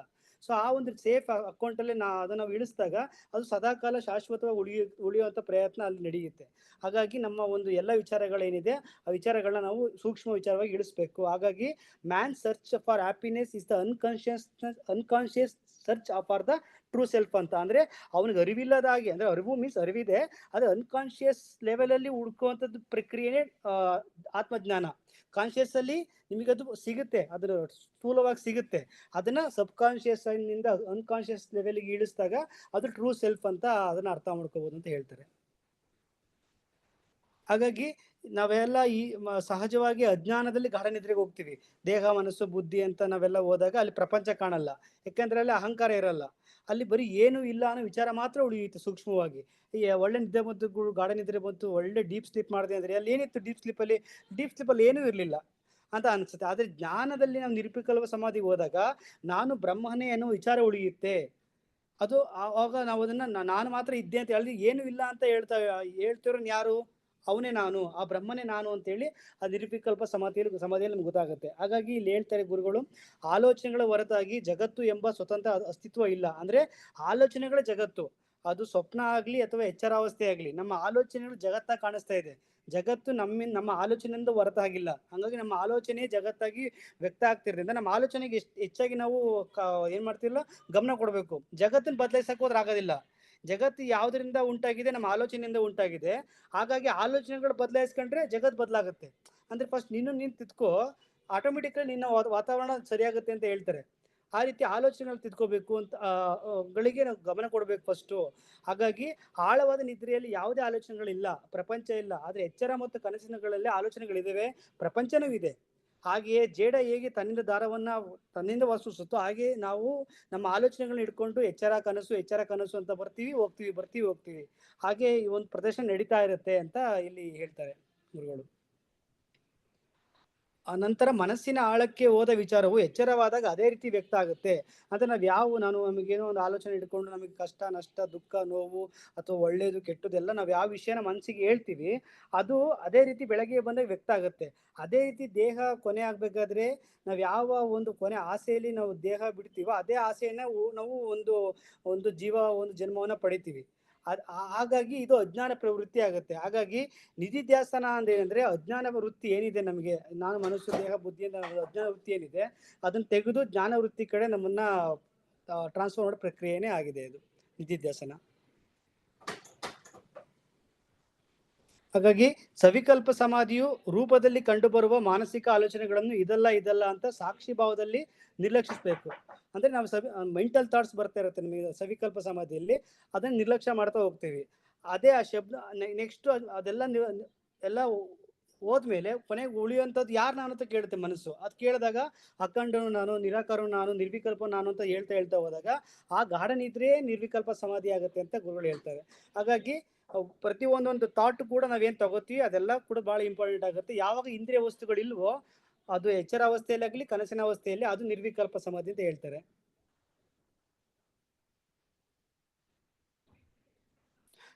ನಾನು ಬ್ರಹ್ಮನೇ ಅಂದ್ರೆ ಯಾವ ಎಲ್ಲ ಆಲೋಚನೆಗಳೆಲ್ಲ ಹೋಗಿ ಕೊನೆಗೆ ಒಂದು ಆಲೋಚನೆ ಉಳಿಯುತ್ತೆ, ನಾನು ಬ್ರಹ್ಮನೇ ಅನ್ನೋ ಆಲೋಚನೆ. ಯಾವಾಗ ಅದು ಆಳವಾಗಿ ಬೇರೂರುತ್ತೆ, ಜೀವನಿಗೆ ಏನಾರೋ ಒಂದು ಕೆಟ್ಟದ್ದು ಒಳ್ಳೇದು ಏನೇ ಸಂಭವಿಸ್ಲಿ ಅವನಿಗೆ ಏನು ವ್ಯತ್ಯಾಸ ಆಗಲ್ಲ. ಎಚ್ಚರಾವಸ್ಥೆಯಲ್ಲಿ ಅವನಿಗೆ ಏನೇ ಸಂಭವಿಸ್ಲಿ, ಕನಸಿನಲ್ಲಿ ಏನೇ ಸಂಭವಿಸ್ಲಿ ಅವ್ನಿಗೆ ಏನು ವ್ಯತ್ಯಾಸ ಉಂಟಾಗಲ್ಲ. ಒಂದು ವೇಳೆ ಕೆಟ್ಟ ಕನಸು ಬೀಳ್ಬೋದು, ಒಳ್ಳೆ ಕನಸು ಬೀಳ್ಬೋದು, ಆದ್ರೆ ಅಲ್ಲಿ ಒಂದು ತಾನು ಬ್ರಹ್ಮ ಅಂತ ಗುರುತಿಸ್ಕೊತಿರ್ತಾನೆ, ಎಚ್ಚರದಲ್ಲಾಗ್ಲಿ ಕನಸಲ್ಲೇ ಆಗ್ಲಿ ಅಂತ ಇಲ್ಲಿ ಹೇಳ್ತಾರೆ ಗುರುಗಳು. ಹಾಗಾಗಿ ಜೀವನ್ ಮುಕ್ತನು ಸಮಾಜದಲ್ಲಿ ಈಗಿರೋದ್ರಿಂದ ಅವನು ಎರಡನ್ನೂ ಕೂಡ ಕನಸು ಅಂತ ನೋಡ್ತಾನೆ. ಮತ್ತೆ ಇನ್ನೊಂದು ತಾನು ಬ್ರಹ್ಮನ್ನೇ ಎಲ್ಲಾ ಕಡೆ ನೋಡೋದ್ರಿಂದ ಅವನಿಗೆ ಏನೇ ವ್ಯತ್ಯಾಸಗಳಾದ್ರೂ ಅವನಿಗೇನು ಅನ್ಸಲ್ಲ. ಹಾಗಾಗಿ ಜೀವನ ಮುಕ್ತನು ಸಮಾಜದಲ್ಲಿ ಸಾಮಾನ್ಯರಂತೆ ಬದುಕ್ತಾ ಇರ್ತಾರೆ. ಅಂದ್ರೆ ತಾನು ಯಾರಿಂದ ಹೊರತಾಗಿಲ್ಲ ಅಂತ ಅವನಿಗೆ ಗೊತ್ತಿರುತ್ತೆ.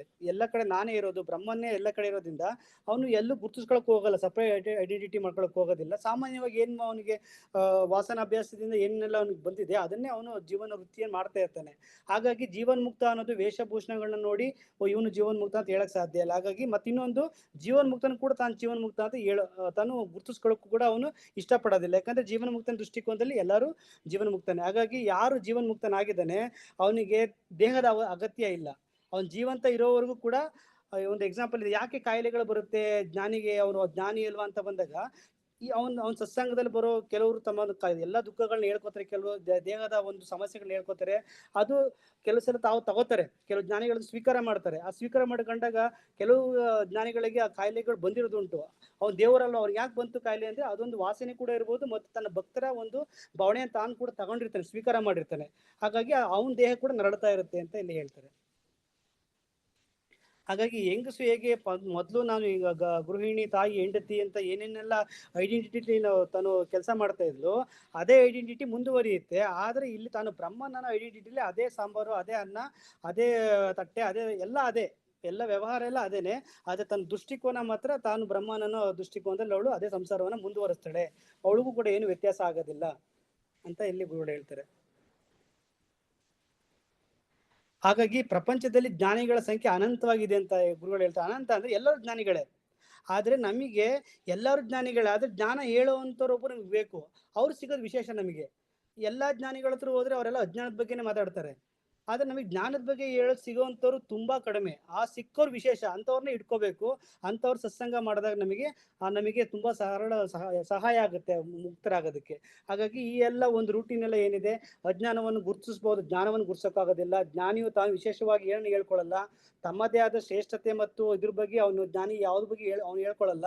ಅವನು ಸಾಕ್ಷಾತ್ಕಾರವಾಗಿ ಅವ್ನು ಕೆಲವು ಅಸಾಮಾನ್ಯ ಬೆಳವಣಿಗೆ ಅವನೆಲ್ಲ ಮಾಡ್ತಾ ಇರ್ತಾನೆ. ಈಗ ಅವನಿಗೆ ಕೆಲವ್ರಿಗೆ ನೋಡಿ, ಕೆಲವರು ಹೇಳ್ತಾರೆ ಅವ್ರಿಗೆ ಮಟನ್ ಕಟ್ ಮಾಡ್ತಾ ಇದ್ರು, ಮಟನ್ ಕಟ್ ಮಾಡ್ಕೊಂಡು ಬಂದು ಅವ್ರಿಗೆ ಬೋಧನೆ ಮಾಡ್ತಾ ಇದ್ರು. ಇನ್ನು ಕೆಲವರು ಅಂದ್ರೆ ವೃತ್ತಿ ಮಾಡ್ತಾ ಇರ್ತಾರೆ, ಆ ವಾಸನೆಗಳು ಏನು ಅವ್ರ ವಂಶಾಭಿವೃದ್ಧಿ ಏನೇನೆಲ್ಲ ಬರ್ತಾ ಇರುತ್ತೆ ಅದನ್ನ ಅವ್ರು ಒಂದೊಂದು ಕೆಲಸ ಮಾಡ್ತಾ ಇರ್ತಾರೆ. ಆದ್ರೆ ಜನ ನೋಡ್ಬಿಟ್ಟು ಇವನೇ ಜ್ಞಾನಿ ಆಗ್ತಾನೆ, ನೀವು ಇದನ್ನ ಮಾಡ್ತಾ ಇದ್ದಾನೆ, ಇವ್ ಜ್ಞಾನಿ ಹಂಗ, ಇವನು ಒಬ್ಬ ಯಾರೋ ಭಿಕ್ಷುಕ ಇವ್ ಜ್ಞಾನಿ ಆಗ್ತಾನೆ, ಸಾಧ್ಯ ಇಲ್ಲ, ಜ್ಞಾನಿ ಅಂದ್ರೆ ಅವ್ನು ಹೀಗಿರ್ಬೇಕು ಅಂತ ಏನೇನೆಲ್ಲ ಸಮಾಜಕ್ಕೆ ಕಟ್ಟುಪಾಡಿದೆ, ಆ ಕಟ್ಟುಪಾಡನ್ನು ಮೀರಿ ಅವನು ಜ್ಞಾನಿ ಇರ್ತಾನೆ ಅಂತ ಹೇಳ್ತಾರೆ. ಹಾಗಾಗಿ ಜ್ಞಾನಿ ಜ್ಞಾನಿ ಅಂತ ಘೋಷಿಸ್ಕೊಳ್ಳಲ್ಲ. ಮತ್ತಿನ್ನೊಂದು, ಅವನು ತನ್ನನ್ನು ಸಂಪೂರ್ಣವಾಗಿ ಸಾಮಾನ್ಯವೆಂದು ಪರಿಗಣಿಸ್ತಾನೆ. ಮತ್ತೆ ಇನ್ನೊಂದು, ನಾನು ಸರ್ವಶಕ್ತ ಸರ್ವವ್ಯಾಪಿ ಅಂತ ಕೂಡ ಹೇಳ್ಕೊಳ್ಳಲ್ಲ.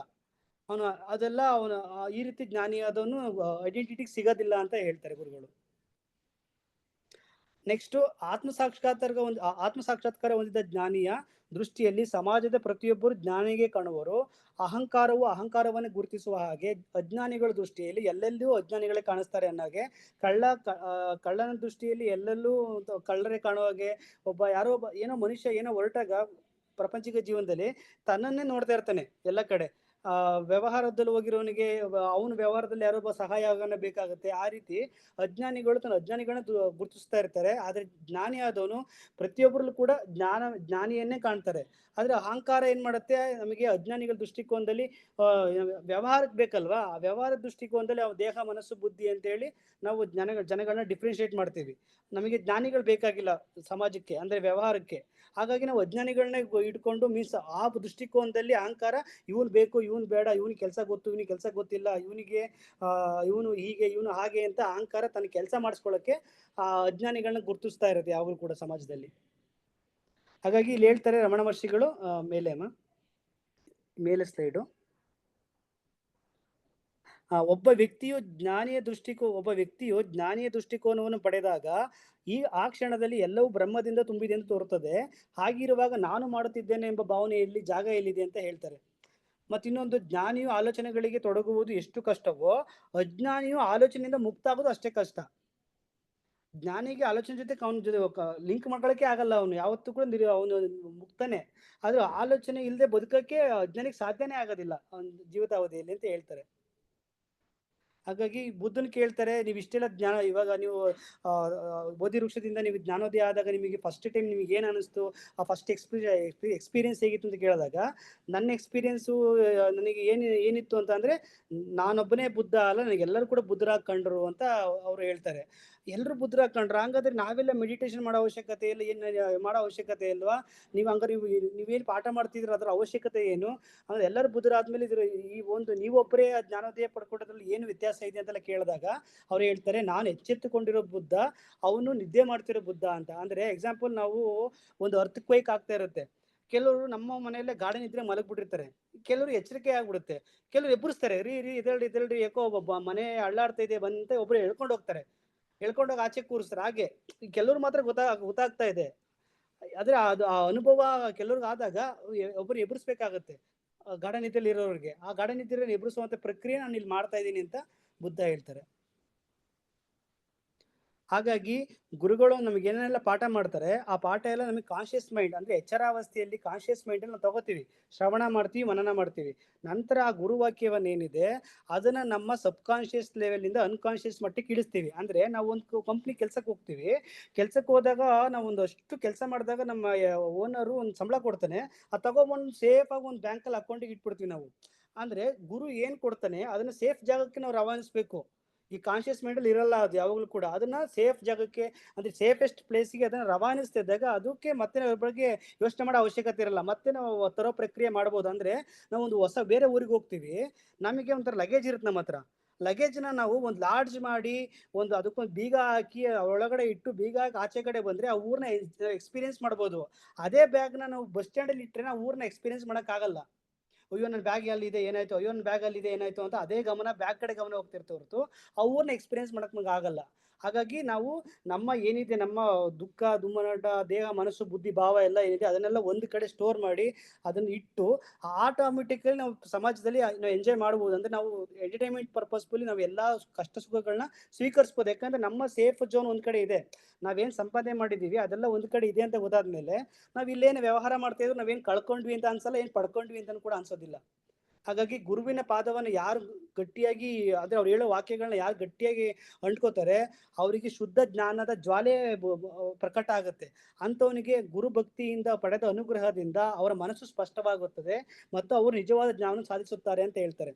ಗುರುವಿನ ಪಾದನ ಗಟ್ಟಿಯಾಗಿ ಇಟ್ಕೊಂಡು ಅವ್ರು ಹೇಳಿದ್ದನ್ನ ಗಟ್ಟಿಯಾಗಿ ಅದನ್ನ ಸ್ಟ್ರಾಂಗ್ ಬಿಲೀವ್ ಮಾಡ್ಕೊಂಡು ಅದನ್ನ ಆ ಅನುಗ್ರಹದಿಂದ ಸ್ಪಷ್ಟ ಆಗುತ್ತೆ. ಗುರುವಿನ ಅನುಗ್ರಹ ಅವಶ್ಯಕತೆ ಇದೆ ಅಂತ ಇಲ್ಲಿ ರಮಣರು ಹೇಳ್ತಾರೆ. ಹಾಗಾಗಿ ಅಂತರ್ನಿಧ್ಯಾಸನ ಅಂತ ಬಂದಾಗ ನಿಮಗೆ ಪ್ರಶ್ನೆ ಬರುತ್ತೆ, ನಾನು ಯಾರು ಅನ್ನೋದ್ರ ಕಡೆ ಗಮನ ಹೆಚ್ಚಾಗಿ. ಇದೆಲ್ಲ ವಿಚಾರ ಬಿಡಪ್ಪ, ನಾನು ಯಾರು ಅಂತ ವಿಚಾರ ಮಾಡೋದು ಗುರು ಯಾವಾಗಲೂ ಕೇಳ್ತಾರೆ. ಅಂದ್ರೆ ನಾನು ಯಾರು ಅಂತ ಕೇಳ್ತಿರೋನು ಯಾರು ಅಂತ ಪ್ರಶ್ನೆ ಬಂದಾಗ ಸಾಮಾನ್ಯವಾಗಿ ಪ್ರಪಂಚದಲ್ಲಿ ನಮಗೆ ನಾನು ಕಾಣದೇ ಇಲ್ಲ, ಬರೀ ಪ್ರಪಂಚ ಕಾಣ್ತಿರುತ್ತೆ, ಮನಸ್ಸು ಕಾಣ್ತಿರುತ್ತೆ. ಪ್ರಪಂಚ ಮನಸ್ಸು ಎರಡೇ ಕಾಣ್ತಾ ಇರುತ್ತೆ. ಆದರೆ ಶುದ್ಧ ಜ್ಞಾನಿಗೆ ಬರೀ ಸೆಲ್ಫ್ ಆತ್ಮ ಮಾತ್ರ ಕಾಣಿಸ್ತಿರುತ್ತೆ, ಬಾಕಿದೆಲ್ಲ ಡಿಸಪೇರ್ ಆಗುತ್ತೆ. ಮೈಂಡ್ ಆಗಲಿ ವರ್ಲ್ಡ್ ಆಗಲಿ ಎಲ್ಲ ಡಿಸಪೇರ್ ಆಗಿ ಒಂದು ಸೆಲ್ಫಲ್ಲಿ ಆತ್ಮದಲ್ಲಿ ಎಲ್ಲೋ ಒಂದು ಪಾರ್ಟ್ ಮೈಂಡ್ ಅದರೊಳಗೆ ಇರೋವಂಥದ್ದು. ಆದರೆ ಇಲ್ಲಿ ಸೆಲ್ಫ್ ಬೇರೆ ಮೈಂಡ್ ಬೇರೆ ವರ್ಲ್ಡ್ ಬೇರೆ ಅಂತ ಡಿವೈಡ್ ಮಾಡ್ತಾ ಇದೆ ನಮಗೆ. ಆದರೆ ನಿಧಿಧ್ಯಾಸನ ಮಾಡಿದಾಗ ಗೊತ್ತಾಗುತ್ತೆ ಸೆಲ್ಫ್ ಇಸ್ ಅಲ್ಟಿಮೇಟ್. ಸೊ ಆ ಸೆಲ್ಫ್ ಒಳಗಡೆ ಎಲ್ಲ ಮೈಂಡ್ ಅನ್ನೋದಿದೆ, ಆ ಮೈಂಡ್ ಪ್ರೊಜೆಕ್ಟ್ ಮಾಡ್ತಾ ಇದೆ ವರ್ಲ್ಡನ್ನ ಅಂತ ನಮಗಿಲ್ಲಿ ಅರ್ಥ ಆಗುತ್ತೆ. ಹಾಗಾಗಿ ಅಹಂಕಾರವು ನಾನು ದೇಹ ಮನಸ್ಸು ಬುದ್ಧಿ ಅಂತ ಆರೋಪಿಸ್ಕೊಳ್ತಾ ಇರುತ್ತೆ ಯಾವಾಗಲೂ. ಅದ್ರದ್ದು ಅದೇ ಕೆಲಸ. ಎಚ್ಚರ ಅವಸ್ಥೆಯಲ್ಲಿ ಗಾಢ ನಿದ್ರೆ ಕನಸಿನಲ್ಲಿ ಬರೀ ದೇಹ ಮನಸ್ಸು ಬುದ್ಧಿಯಿಂದ ಆರೋಪಿಸ್ಕೊಳ್ತಾ ಇರೋದೆ, ನೋವು ವ್ಯಥೆ ಪಡ್ತಾ ಇರೋದೆ. ಹಾಗಾಗಿ ಪ್ರಜ್ಞೆ ಮೂಲಕ ಹೇಳ್ಬೇಕು ಅದಕ್ಕೆ, ಅಹಂಕಾರಕ್ಕೆ ನೀನ್ ದೇಹ ಅಲ್ಲ ಮನಸ್ಸಲ್ಲ ಬುದ್ಧಿ ಅಲ್ಲ ಅಂತ ಹೇಳ್ತಾ ಹೋಗ್ತಾ ಇದ್ದಂಗೆನೆ ಆ ಮನಸ್ಸಿಗೆ ಬೇಕಾಗಿರೋದು ಸಾಕ್ಷಾತ್ಕಾರ, ಮನಸ್ಸಿಗೆ ಬೇಕಾಗಿರೋದು ಆತ್ಮವಿಚಾರ, ಮನಸ್ಸಿಗೆ ಬೇಕಾಗಿರೋದು ಮೋಕ್ಷ. ಹಾಗಾಗಿ ಮನಸ್ಸಿಗೆ ವಿಷಯನ ಇಳಿಸ್ಬೇಕು ಅಂತ ಯಾವ ವಿಷಯ ಅಂದ್ರೆ ನಾನೆಂಬುದು ನಾನಲ್ಲ, ಈ ದೇಹ ಮನ ಬುದ್ಧಿ ನಾನಲ್ಲ, ಸಚ್ಚಿದಾನಂದಾತ್ಮ ಶಿವನಾನು ನಾನೇ, ಶಿವೋಹಂ ಶಿವೋಹಂ ಶಿವೋಹಂ ಅಂತ. ಅಂದ್ರೆ ಶ್ರೀಕೃಷ್ಣ ಪರಮಾತ್ಮ ಇದೊಂದು ಎಕ್ಸಾಂಪಲ್ ತಗೊಳ್ಳೋದಾದ್ರೆ, ಶ್ರೀಕೃಷ್ಣ ಪರಮಾತ್ಮನೇ ಸ್ವಯಂ ನಮಗೋಸ್ಕರ ಬಾಗಿಲಿಂದ ಆಚೆ ಕಡೆ ಕಾಯ್ತಾ ಇದ್ದಾನೆ. ಆದ್ರೆ ಅವನ್ ಇರ್ಲಿ, ಕೃಷ್ಣ ಪರಮಾತ್ಮ ಹೆಂಗಿದ್ರು ಇದ್ದಾನೆ, ನಮ್ಮ ಆಸೆ ನಮ್ಮ ಮೆಟೀರಿಯಲ್ ಡಿಸೈರ್ಸು ನಮ್ಮ ಹ್ಯಾಂಗರು ನಮ್ಮ ಇಲ್ಯೂಷನ್ ಜೊತೆ ಹೋಗೋಣ ಅಂತ ಅಂದ್ರೆ ಆಗಲ್ಲ. ಆ ಬಾಕ್ಲು ನೀನ್ ದಾಟಬೇಕು ಅಂದ್ರೆ ಇದನ್ನೆಲ್ಲ ಬಿಡಬೇಕು, ಕೈ ಬಿಡಬೇಕು.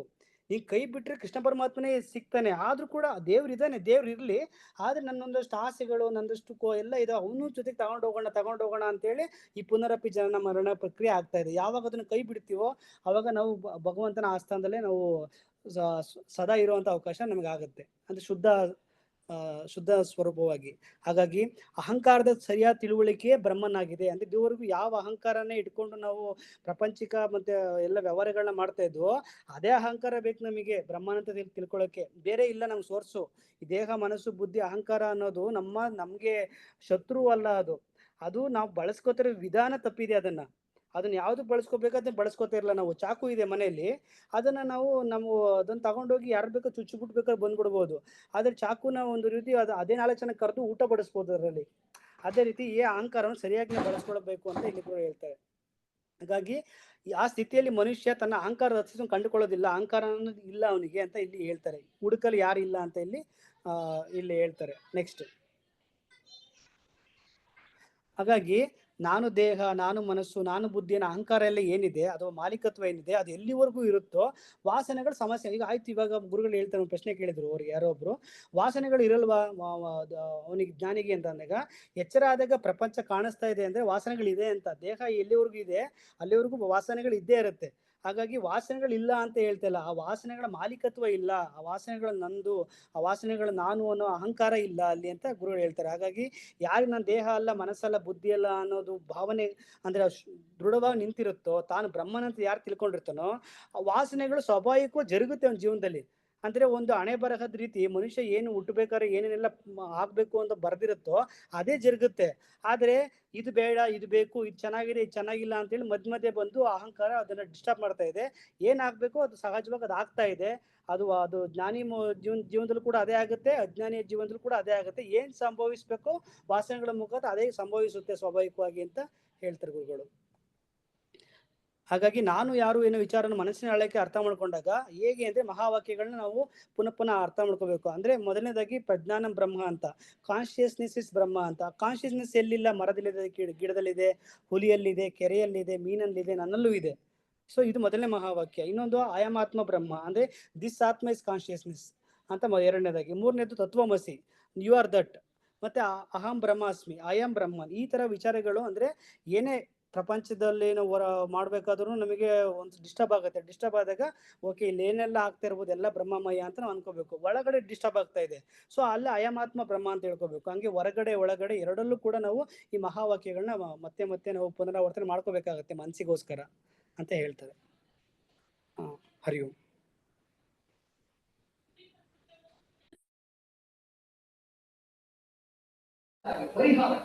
ಚೆನ್ನಾಗಿತ್ತು ಎಲ್ಲ. ಈ ಸತಿ ರಮಣ ಮಹರ್ಷಿಗದ್ದು ಕೋಟ್ಸೆ ಜಾಸ್ತಿ ತಗೊಂಡಿದ್ದೀರಾ ಅಲ್ವಾ? ಅದರಲ್ಲಿ ಜ್ಞಾನಿ ಆಲೋಚನೆಗೆ ಒಳಪಡೋದು ಕಷ್ಟ, ಅಜ್ಞಾನಿ ಆಲೋಚನೆಗಳು ಇಲ್ಲದೆ ಇರೋದು ಕಷ್ಟ ಅಂತ ಇದೆಯಲ್ಲ. ನಾವು ಅದನ್ನು ಚೇಂಜ್ ಮಾಡ್ತೀವಿ. ಅಜ್ಞಾನಿ ಆಲೋಚನೆಗಳು ಇಲ್ಲದೆ ಇರೋದು ಕಷ್ಟ ಅನ್ಕೊಂಡ್ರೆ ಕಷ್ಟವೇ. ಅದು ಕಷ್ಟ ಅಲ್ಲ, ಸುಲಭ. ಸುಲಭನೋ ಹರಿ ಸುಲಭನೋ ಅಂತ ಇವಾಗ ಈ ಮಾರ್ಗದಲ್ಲಿ ಬಂದ ಮೇಲೆ ಅದನ್ನು ನಾವು ಕಷ್ಟ ಅಂತ ತಿರ್ಗಾ ಇನ್ನೊಂದು ಕಂಡೀಷನ್ ಹಾಕೊಳ್ಳಲ್ಲ. ಅಲ್ಲ ಅದ ಫ್ಯಾಕ್ಟ್ ಇರ್ಬೋದು, ಬಟ್ ಹೇಳಿದ್ದು ನಾನು. ಎನಿವೆ ಚೆನ್ನಾಗಿತ್ತು. ಇವತ್ತು ಮೆಡಿಟೇಷನ್ ಸ್ವಲ್ಪ ಟೈಮ್ ಆಗುತ್ತೆ. ಸೊ ಮೆಡಿಟೇಷನ್ ನಾವು ನೆಕ್ಸ್ಟ್ ವೀಕ್ ಮ್ಯಾರೇಜ್ ಇರುತ್ತಲ್ಲ, ನೆಕ್ಸ್ಟ್ ಶನಿವಾರ ಕ್ಲಾಸ್ ಬೇಡ, ಅದ್ರ ನೆಕ್ಸ್ಟ್ ಶನಿವಾರ ಕ್ಲಾಸ್ ಮಾಡೋವಾಗ ಶಾರ್ಟ್ ಟಾಕ್ ಇದ್ರೆ ಮೆಡಿಟೇಷನ್ 1/2 hour ಇಟ್ಕೊಳ್ಳೋಣ ಅದಕ್ಕೆ. ಓಕೆನಾ? ಸಂಧ್ಯಾ ಪ್ರೇಯರ್ ಹೇಳಿ, ಕ್ಲೋಸಿಂಗ್ ಪ್ರೇಯರ್ ಹೇಳ್ಬಿಡಿ.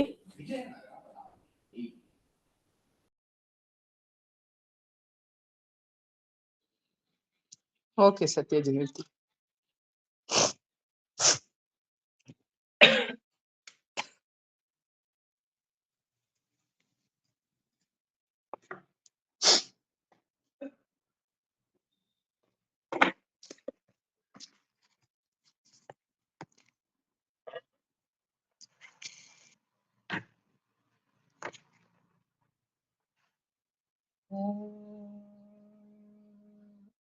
असतो मा सद्गमय तमसो मा ज्योतिर्गमय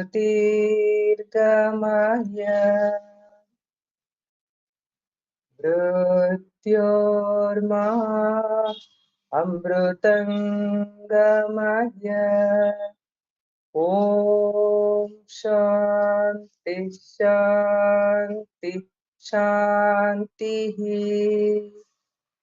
पूर्णमदः पूर्णमिदं पूर्णात् पूर्णमुदच्यते पूर्णस्य पूर्णमादाय पूर्णमेवावशिष्यते। ओम शांति शांति शांति। ನಾನು ನಾನೆಂಬುದು ನಾನಲ್ಲ, ಈ ದೇಹ ಮನಬುದ್ಧಿ ನಾನಲ್ಲ, ಸಚ್ಚಿದಾನಂದಾತ್ಮ ಶಿವನಾನು ನಾನೇ. ಶಿವೋಹಂ ಶಿವೋಹಂ ಶಿವೋಹಂ. ಆತ್ಮದರ್ಶನಂ ಬ್ರಹ್ಮದರ್ಶನಂ ಬ್ರಹ್ಮದರ್ಶನಂ ಸತ್ಯದರ್ಶನಂ. ಲೋಕಾಃ ಸಮಸ್ತಾಃ ಸುಖಿನೋ ಭವಂತು. ಲೋಕಾಃ ಸಮಸ್ತಾಃ ಸುಖಿನೋ ಭವಂತು. ಲೋಕಾಃ ಸಮಸ್ತಾಃ ಸುಖಿನೋ ಭವಂತು. ಹರಿ ಓಂ ತತ್ಸತ್. ಶ್ರೀ ಗುರುಭ್ಯೋ ನಮಃ. ಹರಿ ಓಂ.